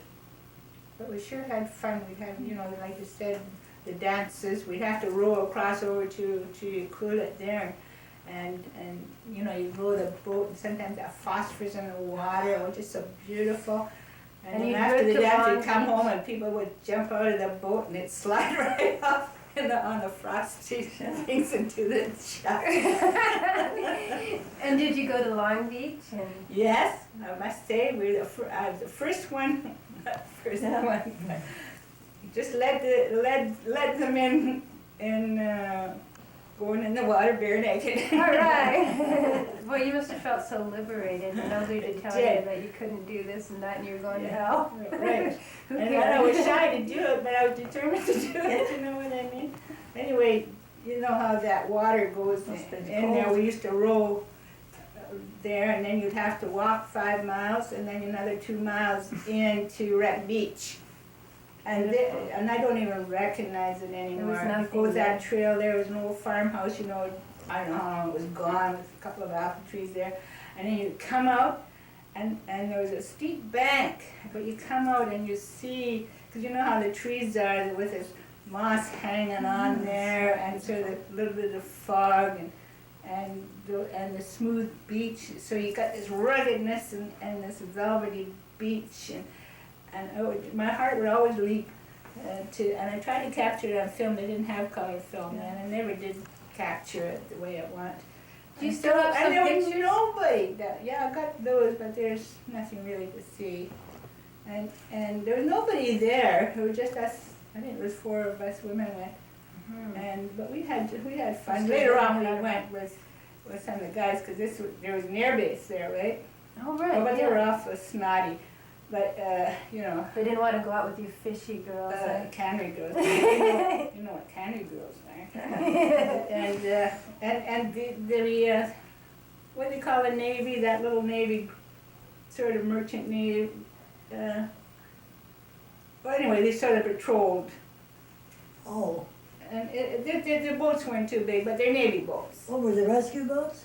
No, they were patrol boats Oh, for the patrol war. boats for the war. U-boats. And anyway, they'd come to the dances and that, and those guys were fun.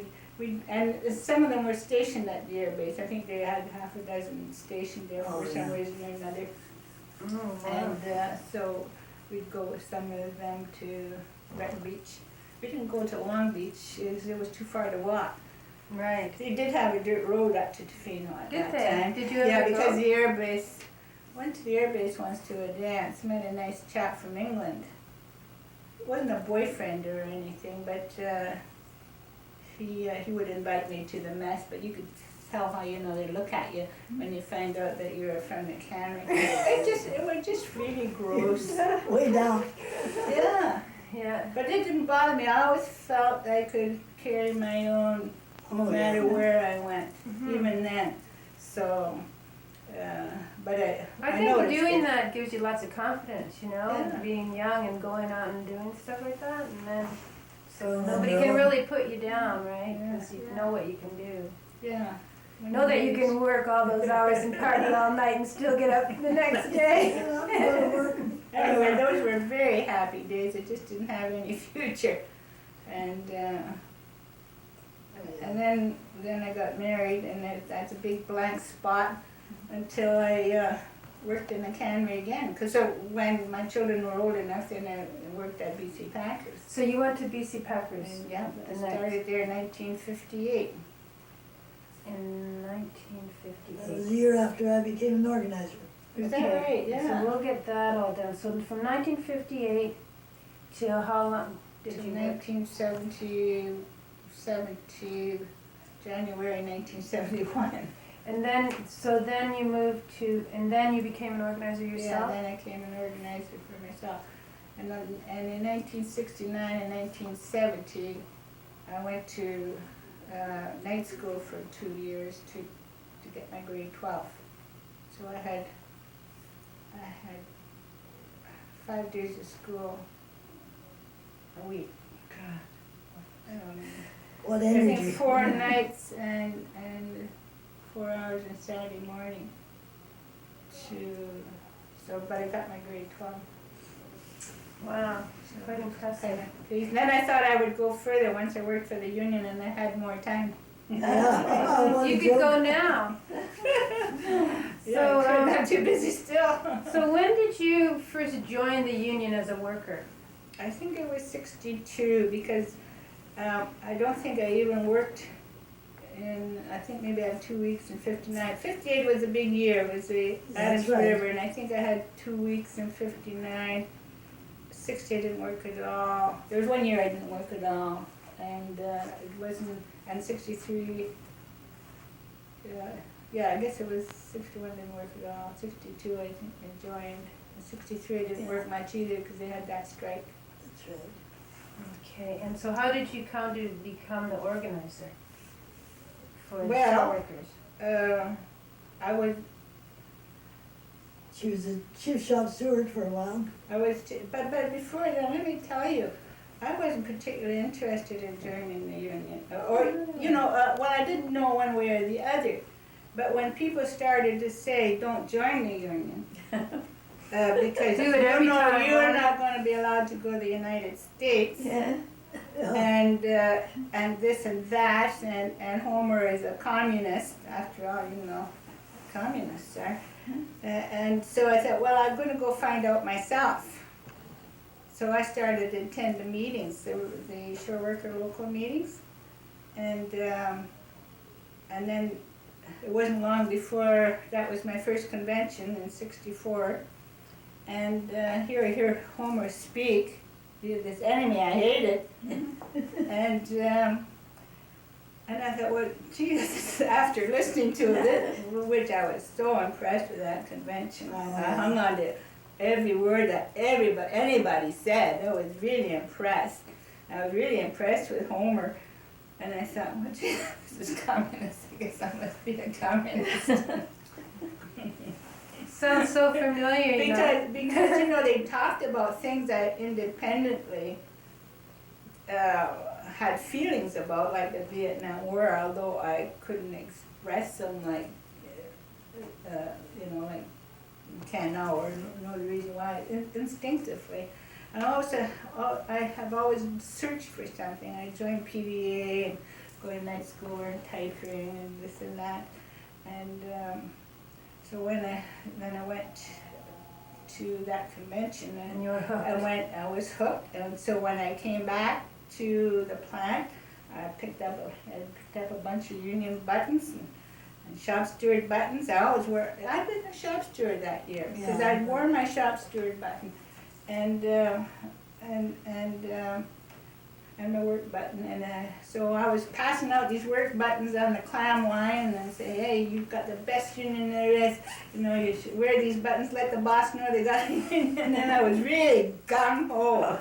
Maybe Mickey could tell us a bit about that. You remember Helen from that? Of course I remember Helen. Yeah, maybe you could tell us how you saw her develop. Well, I saw Helen as a worker in the plant, and I don't know how I got acquainted, but I guess talking some job question on the job. But anyway, Helen invited me to her home to visit her. And from then on, we became real good friends, and she had all kinds of questions about the union, and of course, I had all the answers. So you were working as an organizer or in the fish Yeah, plant? that's right. You were the organizer. When did I become an organizer? 50? Well, you said 57. I said I started 58, and you said it was a year after you. Yeah, that's right. But you were weren't you in the office before that, though, as some other capacity? Or was that the first? Oh, no, I didn't work in the fisherman's office. Until the... Until 57? I got dragged in on it. Oh, until 57, eh? Yeah. Oh. 57, you became an organizer. Mm-hmm. And before that, you worked in the plant? That's right. In the same one? Yeah, same BC one, Imperial Packard? Plant, and I was a shop steward. And when did you start working in the plant? In 1950. 1950. At BC Packers? 50 or 51. Okay. 51, I think. But I'm not sure now. Okay, and before that, you worked up the Skeena? Yes. And 40... For Canadian Fish at the Carlisle Cannery, which no longer exists now. And that was in 1949, did you That's say? right, yeah. 1949 at the Skeena. Mhm. Okay, and so then maybe you could just tell me how you became an organizer and then how Helen, how you... Well, when I went to Skeena, I was married, my husband was home, but there wasn't hardly any work on the waterfront. So I said to my brother, who was the boatman in Carlisle Cannery, he wasn't in the union because it didn't, he couldn't join it.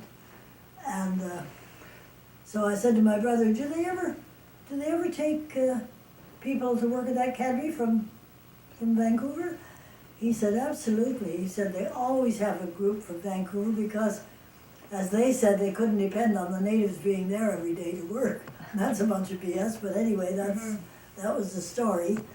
And so they always took people from Vancouver so that they would know that they had help whatever day the boat came in. Because you were with stuck fish. there, you had to go. That's right, there wasn't any way out unless you paid your own way back.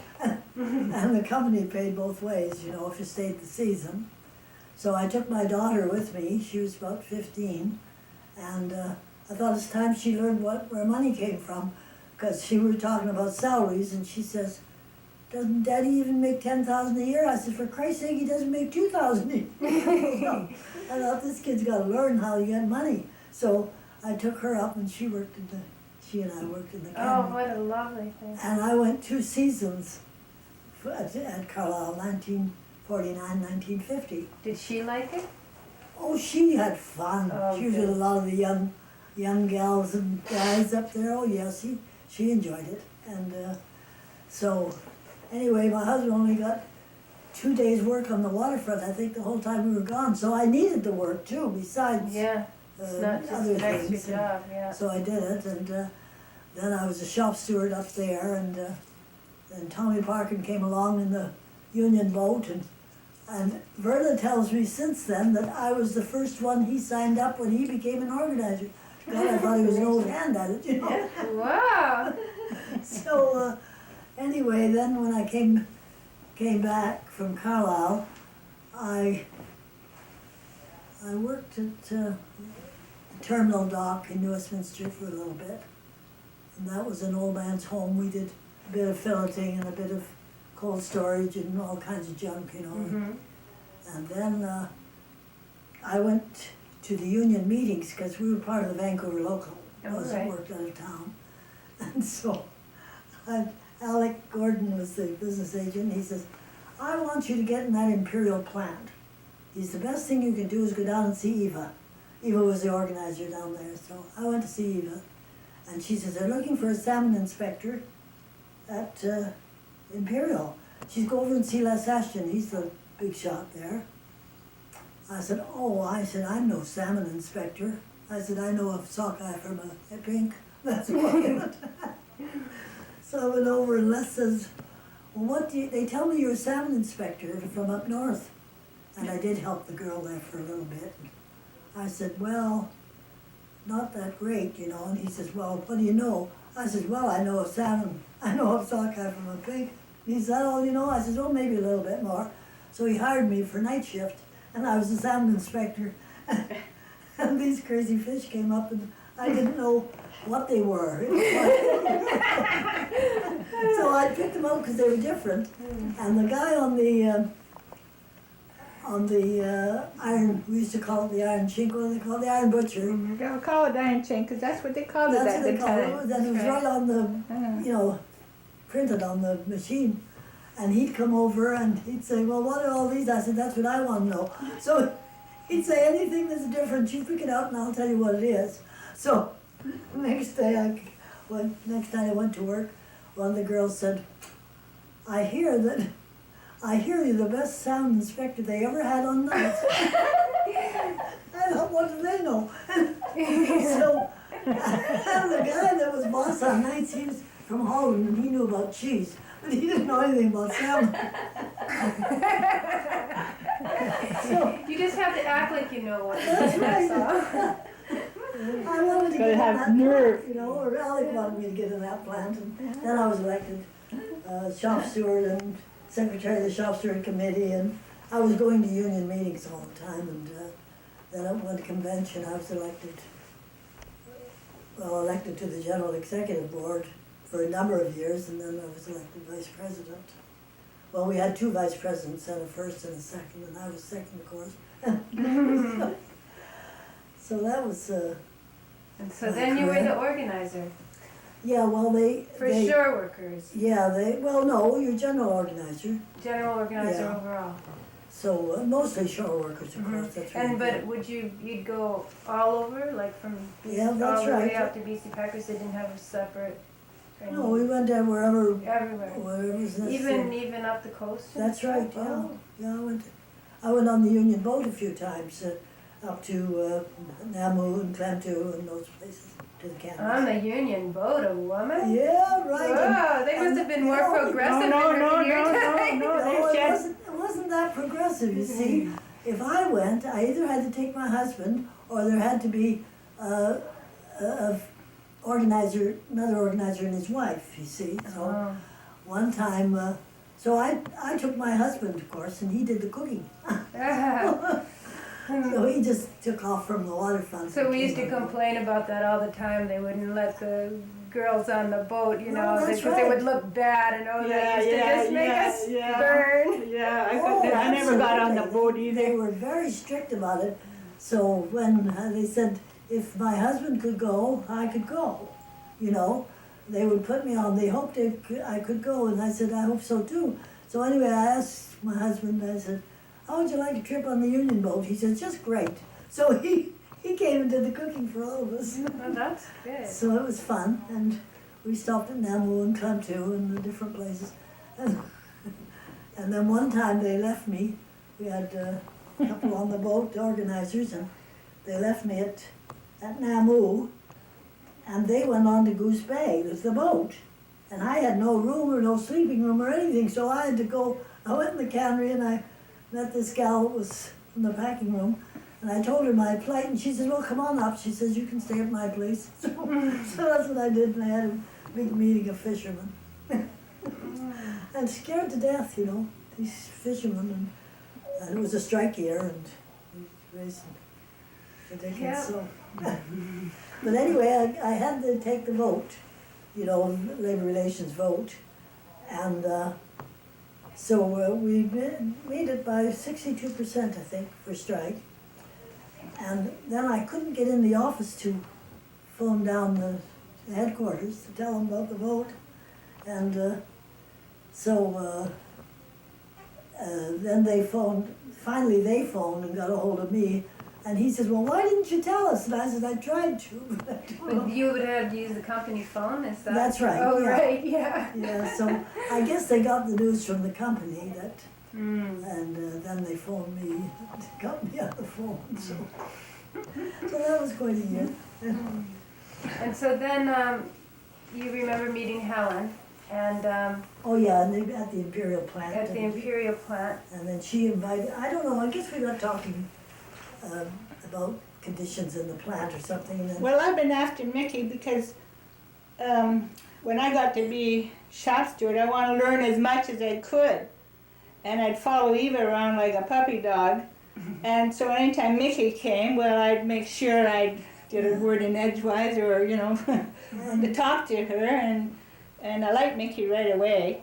And she invited me, and I'll never forget that first time I went to your place and you made that omelet. It's the best omelet I ever ate in my life. There you go.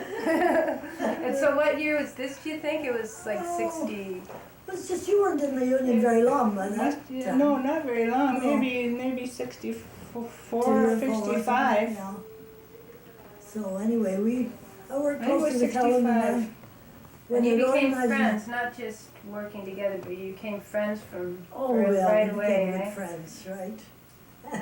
Because we did a big thing on that equal pay, but Oh. that's a whole chapter itself. That's right, yeah. Together where we worked cooperatively in partnership. I was in the plant and she was outside, and that was Oh, we did a lot really of work some on that. campaign. We did a lot of work on that. So we Right. were good Well, you work. always were supportive. We were workmates, and besides, Yeah, supportive of each other. yeah, very, so. And then when it came to needing another organizer, I thought it was time a woman had it, and I encouraged Helen to apply. Isn't that the way it was? Yeah. Yeah. And Yeah, so, you and did. what year did you She become took me a- out to dinner. I still remember down at the Four Seasons down by Stanley Park. Well, you were really whining and dining, right? Great big luncheon. Where she talked me into doing it, but because you have reluctance to do it, you Oh, know, I because you know. feel you can Yes. always do more in the plant, Yeah, and you that's right. probably can, but you can also do more on the outside. Yeah, Oh, yeah. So it's very It's a difficult. big decision to make. We became very good friends. And when they first asked me to apply for an organizer, I said, no way. I knew the hours that you'd have to put in. I had some conception of that. I didn't. And I said, no way am I gonna be an organizer. But anyway, I finally got talked into it. And Well, it's good, because then that's why Yeah. Helen was promoted, because I know when I met Helen, when she used to come as the yeah, organizer, and I'd mostly seen the men come, you know, like George or Jack Yeah, and right. Procopation, and I thought You should they- really tell us about when they first came up there. Okay, well, let me just finish telling Okay. about Helen. And I saw Helen, and it just meant a lot to me that she was an actual fish plant worker. That's you know, right, Because yeah. my idea of unions wasn't what the fishermen's union was. no, When I first started working in the plant, I didn't join the union, and well, the plant was closed. This was in Tofino, and Canadian Fish bought it, and all of a sudden there were all these workers, and I guess it was herring season, and Jack wasn't the president then. I guess Homer still was the president, and Procopation was there, and I had heard before I went up to the lunchroom that the union was here, and that the union was going to sign us up. And I thought to myself, well, maybe I don't want to join the union. I was really happy. I was making more money than I ever made, and I thought it was such a neat job. And, you know, coming from Cleveland, a lot of the unions are gangsters, and they are gangsters. You know, when the Teamsters went on strike Yeah, in right. Cleveland, they used to call out the, what do you call it, Goons. militia. No, Oh, they used to call militia. the National Guard? National Guards to Oh. stand on all the bridges, you know, so. And so this is what I thought of unions, really. And so then I got up there, and they had all the papers out at the table. And Jack's standing there at one door. I figured he was guarding the door to make sure nobody could leave. And he had that fedora on and a trench coat. And I mean, this is how, he says no, but I know this is what But he Jack looked never like. wore a fedora. Well, I thought he had a hat. But Bill Maybe it always was did. Procco. Yeah. Okay, but he had on Yes, his he had a raincoat, trench and he coat, was yeah. so big, you know, and he did so, you know, his hair was slicked back. He looked like a gangster, right out of mafioso, and he was blocking the whole door, and I was sitting there mulling this over, and the card was in front of me, and I swear Procco came up to me, and he was probably joking, but he said, "Just sign there." And I went, "Okay." And signed up. And I wasn't very active for a long time until they were going to shut down the plant, and then that's when I became active. But Helen always impressed me because here was a woman. The other people, you know, I liked them all. You know, there was Frank Cox and Bert Ogden would come, and I really appreciated them. They always tried to pull you out and get you to do things, and I used to hide in the reduction plant. But Helen was an actual fish plant worker. That's right. And so she knew what things were bothering me, and I've always appreciated that. That's why a woman, you know, shore worker. That's why I think too we need women there. Yeah.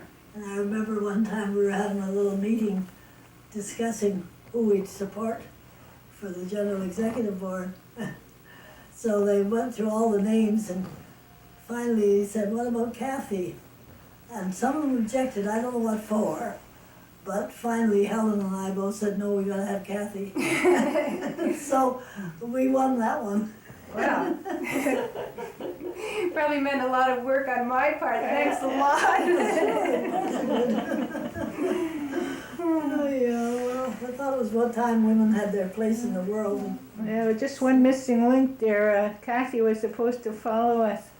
Yeah. I guess I didn't quit soon enough. I should have quit sooner. I know, that was a Well, shame. it was because I waited so long to have my children. I think that's what it was. I couldn't, you know, after having those two babies close together and trying to work in the plant with those long hours and look for proper daycare, and it was just too hard. And I waited too long to have those babies, and I just couldn't leave them. My heart would break every time I had to go to work. And then the whole time I was at work, I was worried about them. Well, you're right. You know, and so I think my time had come just to do something different. But I still miss everybody. Oh, sure. I got a call right before miss the you too. Halloween dance this year from Susie Phoenix saying on the Friday night, and she goes, "Guess who?" And I hadn't heard from her in 5 years, and she says, "It's Susie. We were going to have the Halloween dance, and we really miss you." And she told me everything that was happening. Nice, and, yeah.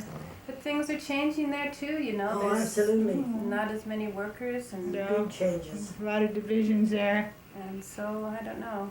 But maybe those days are over. You know, a lot of it. It was a great time anyway. Yeah, Yeah, a new history. this government is making Okay, sure. I Anyway, should just, character, and I wanna know when you started to work at the union and how you started in the union. Well, I had worked for unions. I'd worked for the IWA when Harold Pritchett was there. I'd worked for the Communist Party for a year. And when I left the IWA to work for the Communist Party, Harold Pritchett said, "I don't know whether you're making the right move there or not, you know.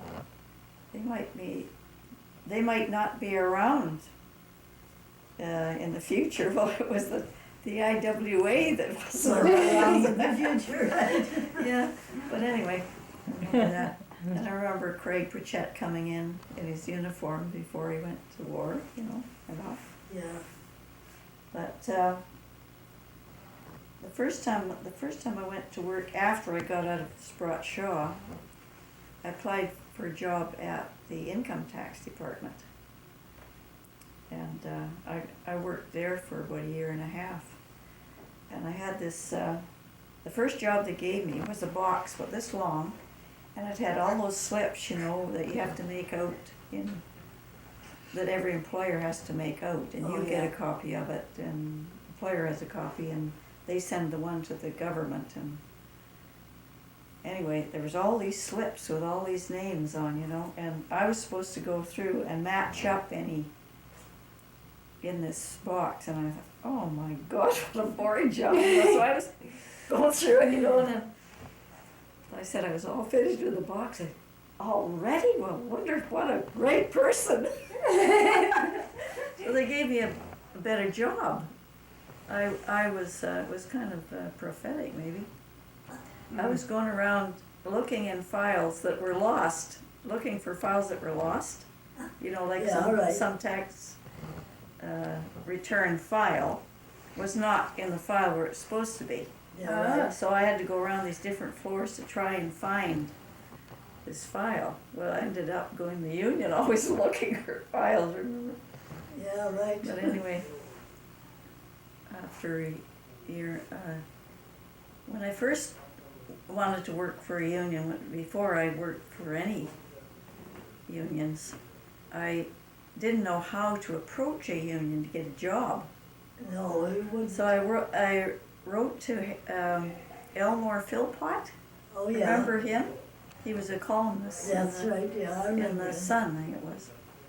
And I said that I'd like to work for a union, but I didn't know how I should go about applying for it or how I should do it. And he wrote back, just go and ask them. Well, why did you want to work for a union? Just because you Well, felt it would be a worthwhile job? Or? Well, I guess I just had some empathy for you know, just a natural thing. My dad was always progressive, and you know, I'd read these books about Red Star over China and about the working people and everything. So Ideological. yeah, so I went and asked the IWA if they, you know, possibly get a job. Well, I got hired right away, and I was late. When we were all writing our little stories, you know, for Mark, Yeah. I phoned up Mona and I said, how was it that I got a job so easy? You know? Yeah. She says, well, there wasn't people coming and asking the unions to get a That was job, good and we advice didn't you have got. hardly any money, you know, to pay anybody. So, I mean, this was a lot of money for me, Yeah, having right. worked for $10 a month. Yeah. Yeah. And so that's how I got, you know. And What year was that you? Well, it'd be, I went to work for the Fisherman's Union, I think it was in 57. Because I didn't realize it was that early, but I saw my signature on a sheet there. And I worked for a new Vi Bianco. Yeah. Remember her? Yeah, I do. And she got me a job with the civic workers. Now, I was there for 5 years. That was before I went to work for the Fisherman's Union. So, and then before that, I worked in the party office and I worked for the IWA. And well, the first job the IWA gave me was looking after the mailing list for the paper. You know, they had these old addressograph plates. Oh, what a boring job. And then they gave me a job typing, and they wanted me to do a stencil. I'd never done a stencil in my life. And I must have been really, you know, really ignorant. But anyway, I got through it. Sure. And then I went from, no, I don't think I worked for the income tax right away. No, I did work for them because they didn't think I should go and work for a union. They were telling me they thought I was making a mistake. Because I guess I worked there for about a year and a half. Uh-huh. And anyway, I worked for the IWA and then the party. And then Vi got me to work, and you know who was in there? Jack Phillips. Oh, yeah. And Don Guys. I worked for them for 5 years. Yeah. And then after that, Doreen Saban, well, I met Bernie and I got pregnant, and then I quit the civic workers, but Jack Phillips thought I should quit because, you know, that Doreen Saban needed the job more than I did. Oh, God. And so where were these offices? Was the fish office then on Cordova? Yeah. It was, when I started there, we were down In the old building, in the old we- church. Before yeah. they Renovated, But in yeah. the same spot. Yeah, exactly. Yeah.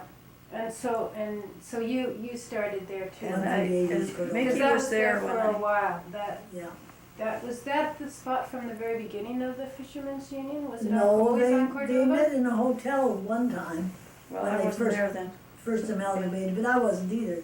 Yeah. But when they this was first way back. amalgamated with all the unions, that was 1945. And the fishermen themselves, the halibut men, they put in the money to buy that building, the original one on Cordova. I missed that building. Yeah. And it was a church Yes, before. and Steve Stavinus was one of them that Yeah. put a lot of money Yeah. into it, their own money, to have a place. Well, they needed a place where they could come in. They didn't have planes to come home all the time, and when they came in, they needed to shower and that. And there were showers in that old building in the basement where the guys could come in and get Oh, cleaned yeah. up and that. So it had more than one thing about it that was important to the fishermen. The story of how I got that job was interesting. It was sort of like fate, because I was, Bernie was working in the shipyards and I was home. I was home I was in a North homemaker, Vancouver. yeah. And he got laid off and he came home and says, "You're gonna have to go to work, because I haven't got a job anymore." So I got a job with the marine workers for 1 month. That was in the winter time. And this particular day, I was still working at marine workers, at a boring job. And it was snowing, and I didn't get my normal bus. The normal way I went to work, I Was had this to on go. Pender Street? No, this was in North Vancouver. Oh, this is on North. And I got on this other bus, and Bruce York was sitting there. Jeez. And so I sat down beside him, and Did you know him at the time? Yeah, I Who he did. was? Oh, okay. And so he said, "What are you doing?" And I said, "Oh, I'm working for the marine workers, but I won't be there very much longer. I'll have to look for another job." He said, "Oh, would you like to go work for the Fishermen's Union?" Yeah. So I said, So, "Yeah, okay." yeah. And then I went, for a couple of times, I went one Saturday and I typed the shore workers agreement. Yeah. And Alec read it over, he couldn't find one mistake. Well, when I was typing it, I was all alone, there was nobody bothering me, you know. And I reread every sheet, made any made every correction. And then, so he was pretty impressed. He was impressed, yeah, you better believe it. Yeah. I'm just checking. Thank you. Okay. So anyway, I got the job, and I worked. What's her name was going? The one that was the. Oh, Joey? Joe. Yeah. She was going to get married to Ted. Yeah, right. So I was going to get her job. Yeah. So I was working for Homer, you see. And that was like a bloody bear pit there. I mean, as far as I was concerned, I didn't know any committees. I didn't know the names. I didn't know the places. And I was supposed to be doing the typing for everything. Yeah. Well, I had Joey, you know, who was, had cerebral palsy at home. And as far as they were concerned, I was doing all right, but I didn't think I was. Oh, yeah, they were pleased. I didn't think so. I didn't, you know, I just felt I didn't know what I was doing. And so when I was going home, I started crying and I said, "Bruce, oh, I can't put up with it anymore, you know, I'll have to go and maybe work for the fisherman's paper." And it was a little calmer. He says, "Oh, well, we'll find another job for you." So that's when I went to work on Key Punch. And I did that, and of course I was learning all the time, absorbing all these names and committees but doing sort of bookkeeping, you know.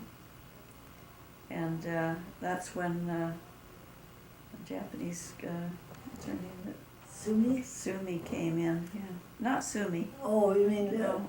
Mary, Mickey. No, not Mary, the one that was, From across the Yeah. river. She lived in Delta. no, Sumi was there when I first went there. Oh, yeah, that's right. And Sumi And and Murakami. Yeah, yeah. Murakami. That's and what- also Lila. She Lila was did. doing the typing, but she got infection in her kidneys and she died. Oh my gosh. And then I got her job. So by that time, You knew. I knew all this stuff. What you and were it doing. It wasn't hard, you know. Then, So what year was that you became the Oh, office manager?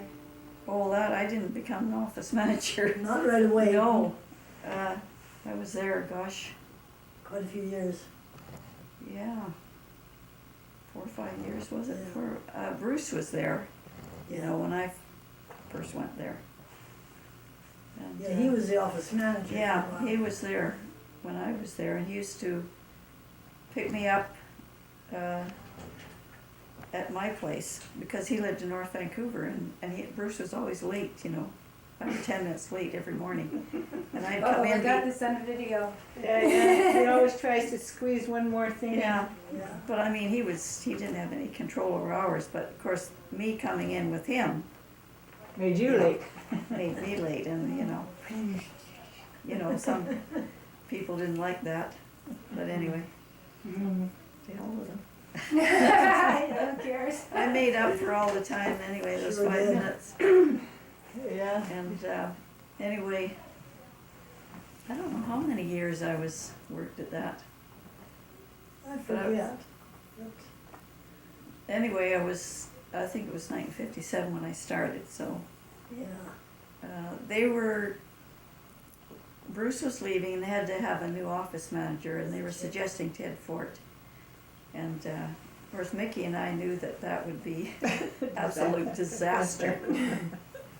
And Yeah. but anyway, she came to me one day and we were having coffee or something. She says, "How would you like to be office manager?" And I said, "Me? I can't be office manager." And Mickey says, "Well, why not? You know." That was all for a woman being Yeah, promoted too. yeah. So, Well, Carl Liddon was there. yeah. I don't know what. I guess it would be in the 60s. Yeah, it must have been. Yeah. Yeah. And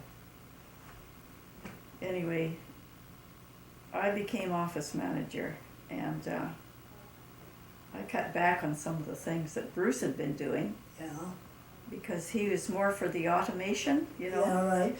And anyway, Carl Liddon came to me a year later, and he said, "You know, I didn't think you'd be a good office manager. I didn't think you were up to the job, but," he said, "I want to tell you that I think you're a good office manager." Yeah, some of the guys had to change their mind. Yeah, So but that was good. it's just that, I guess being the oldest and I'm quite organized. You're very organized. Yeah. She comes to my house and does all my laundry in the back room. It's been there for a year. Well, I didn't know it was there that long. A long time. Although I did pick up some that. She's a lot better organized than I am. You know, and, Yeah, and spend time with the kids. I didn't, like some people didn't like it if I didn't go over to the beer parlor and have a Oh, I beer know. on Friday But night. I never went to the beer parlor either. Yeah. Maybe I can stand But up. I thought you're stuck up or I something. don't say but I never went, I did once in a while, the end of a strike or something. Yeah, special. something like that. Yeah. Well, I did once in a while too, but not, I didn't make a special No. habit of it. Yeah. Well, I was younger when I came into it, and so that was sort of it was fun. So it come from That's right. Tofino and Yeah. all these new ideas, and then after the meetings, you'd all go and hash it out at the beer parlor. and- Camaraderie and. Yeah, so it was Sure, fun like that. Helen did that. But you know, we could do this forever. Yeah, we could. Really, because you know what I'd really like is to get more into everybody thinking about just different characters that you met. I mean, even if it's just, you know, these different character sketches, maybe. Oh, right, yeah, You you know, need different that. people in the plants, different people Yeah, you met on the right. corner. You know, that sort of. Oh, there's a wealth of information Oh, I on know, that kind of I know. stuff. But, Yeah, that's a good point, Kathy, because you'll need different kinds of characters that they Well, interrelate with. I'd like to have, some Chinese workers, and then of course the Japanese and what they went through, and they all lived yes. out. See, because the plant that I'll be working on will be the foot of Gore. I was That's right. thinking of calling the novel Blood and Guts at the Foot of Gore, but nobody but us would understand. You're standing in blood and guts, and it's at the foot of Gore, and it's people's life, their blood and their guts, and their sweat and their tears, and That's all the right. things that you talk to with people that you work with, and everything gets said. Because you're bored to tears. Everybody wants to hear a good story, and there's many of them. Yeah, there is. So, there's so much. And like what Morgan said, this is going to be a really long book if you put all that in. It's a wonderful stories, it's like, what's the plant on the North Shore? Miller's? Yeah, Millard's, yeah. Anyway, they were further down on the North Shore when I was Where the working. oceanography stuff is way on West Yeah, Vancouver so- there. Right, I remember them under the Yeah, bridge so there. I used to go Oh, this is there farther. Yeah. as an organizer, and they'd phone, and the girls would phone and say, "Come on over, there's going to be fish this afternoon," because their labor pool was in the native group there in North Van, you see. And of course, they didn't give a damn whether they got to work on time or not. Wasn't that important.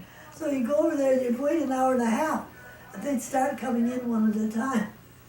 Pretty soon you'd have enough to run a machine. So, I always got a kick out of that because they were so independent, and those hoity-toity people in West Vancouver, they wouldn't come down. The odd kid going to university did.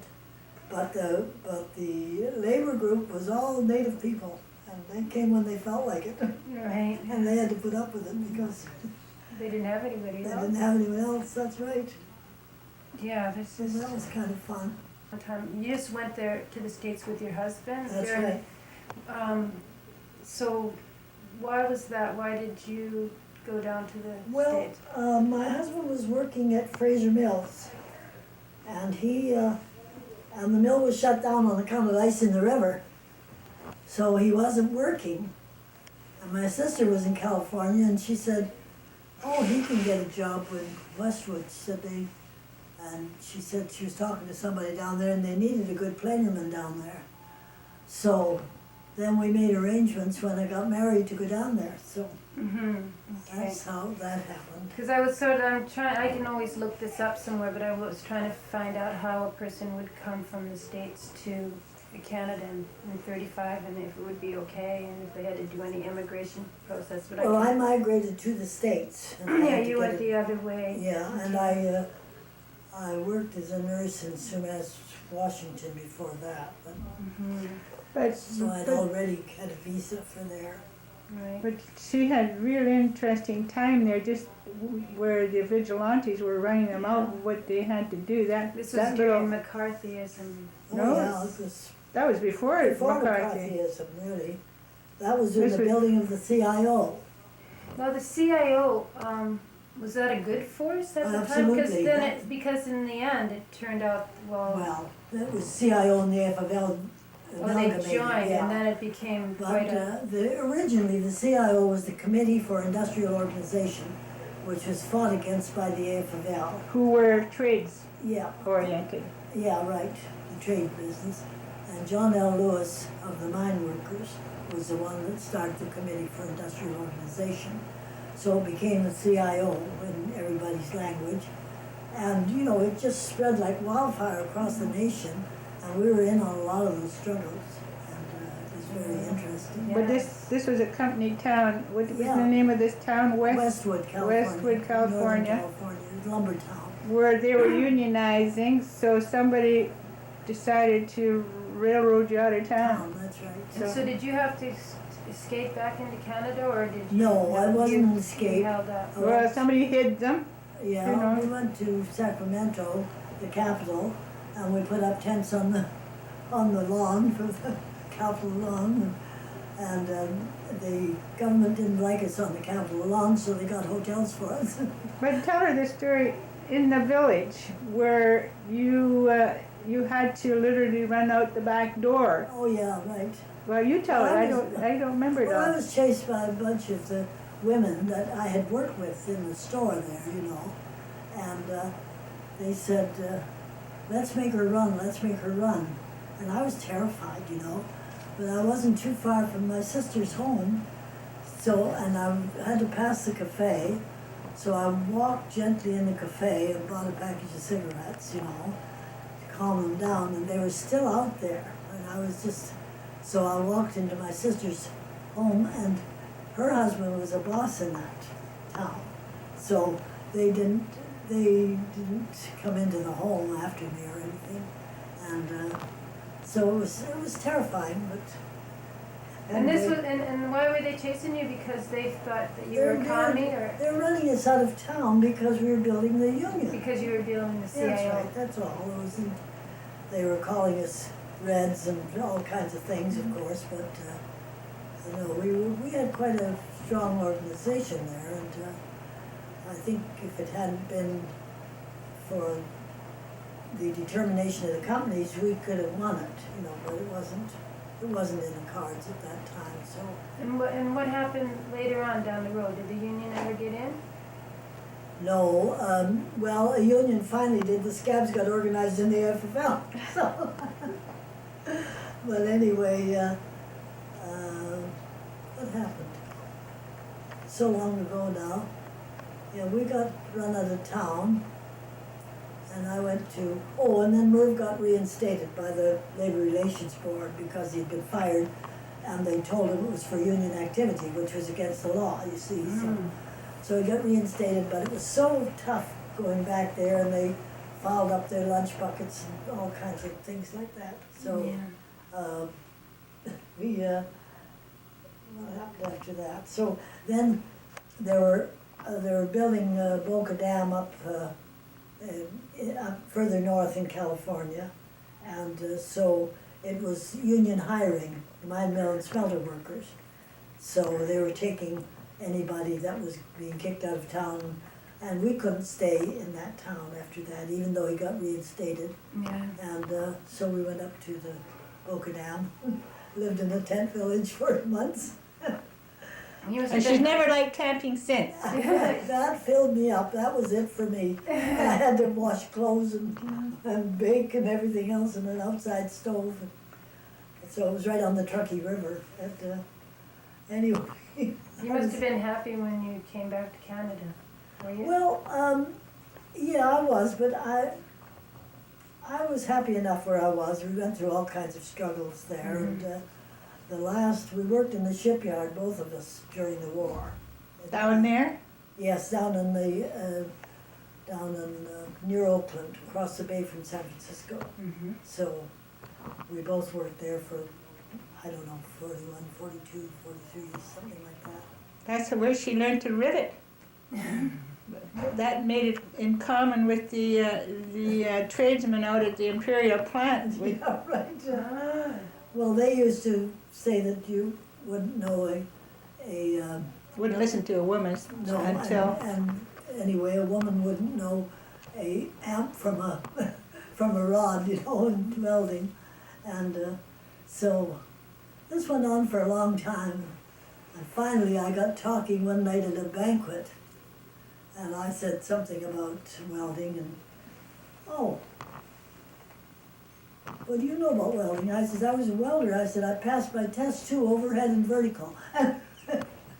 Really? That shut him up. So these guys must have been young guys that don't remember that the women worked as riveters. Yeah, they were young at the time. Oh, they were younger so than I was, those sure. tradesmen, Yeah. was better than the common cannery worker.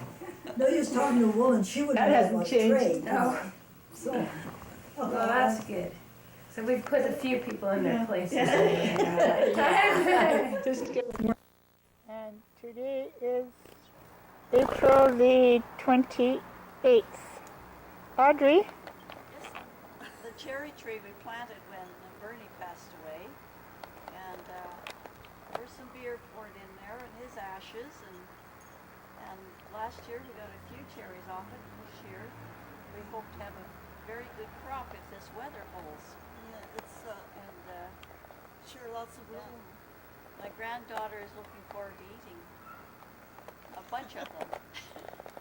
So, Well, you're lucky yeah. if you get cherries. And I that's, don't, I've got a big cherry yeah. tree, and every year it's loaded, and the birds just Yeah. love them. well, it was 7 years ago since this was planted as a very young tree. It was only up to about there. Yeah, it's very So, small. so that's 7 years. I guess in the next another 7 years it'll be way up there. You'll be able to pick the Yeah, cherries the off the. cherries get. How tall was it when you planted it? Size, you know. Oh, about here, which would be 1, 2, 3, maybe 3 or 4 feet high.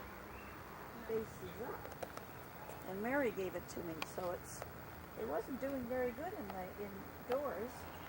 And one day it was nice, I put it outside. Alan made that for Audrey. Great. You like it out here? Yeah. You're welcome to it. And that clematis, Where's Amanda Clematis? it's Is that just one plant of clematis? Is there? the clematis is 97. I started from a piece this big. That In the spring it started to grow, and that year it grew. And this is 99, and look at it, it's bloomed. Yeah. And so I'm going to try and get it going that way and cut it off here. So it goes over all over the fence there, you see. That'll over be the just gate. something gorgeous, won't Yeah, it? from here. But she bought a bunch, a whole bunch in pots. And then when they were finished blooming, she just dumped them out. Inger did. So I took them and put, there's so many things in there. They've been out now for pretty long. Yellow flowers on them.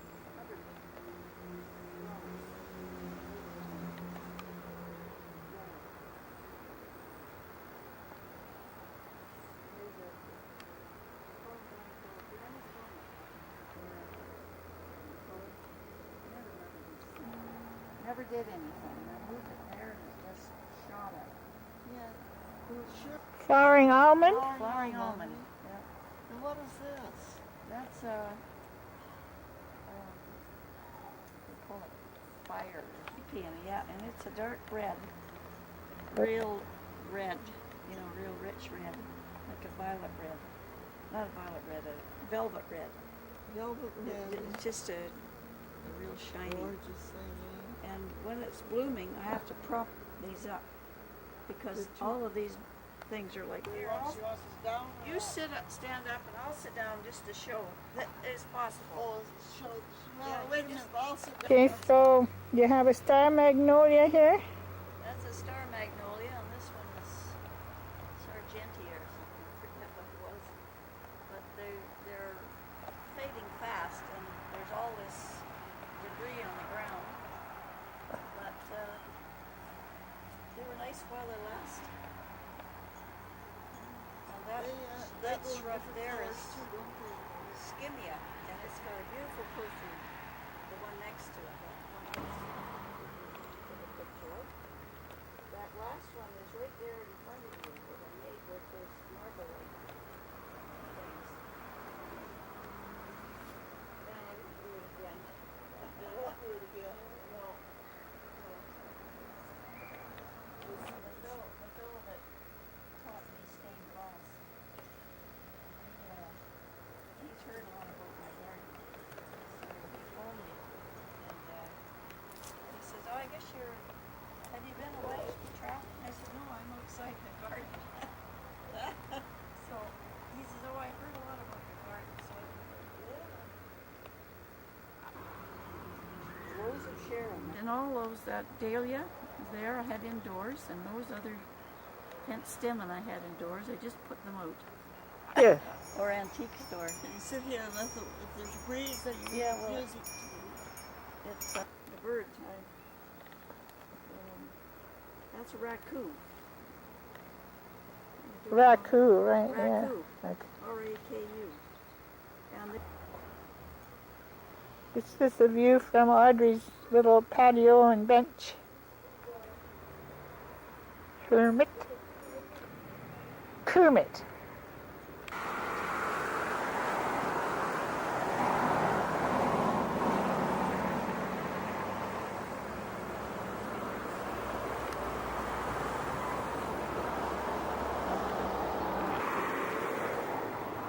This is Audrey's new front yard. A candy tuft along the walkway. It looks great. This is the view from Audrey's porch.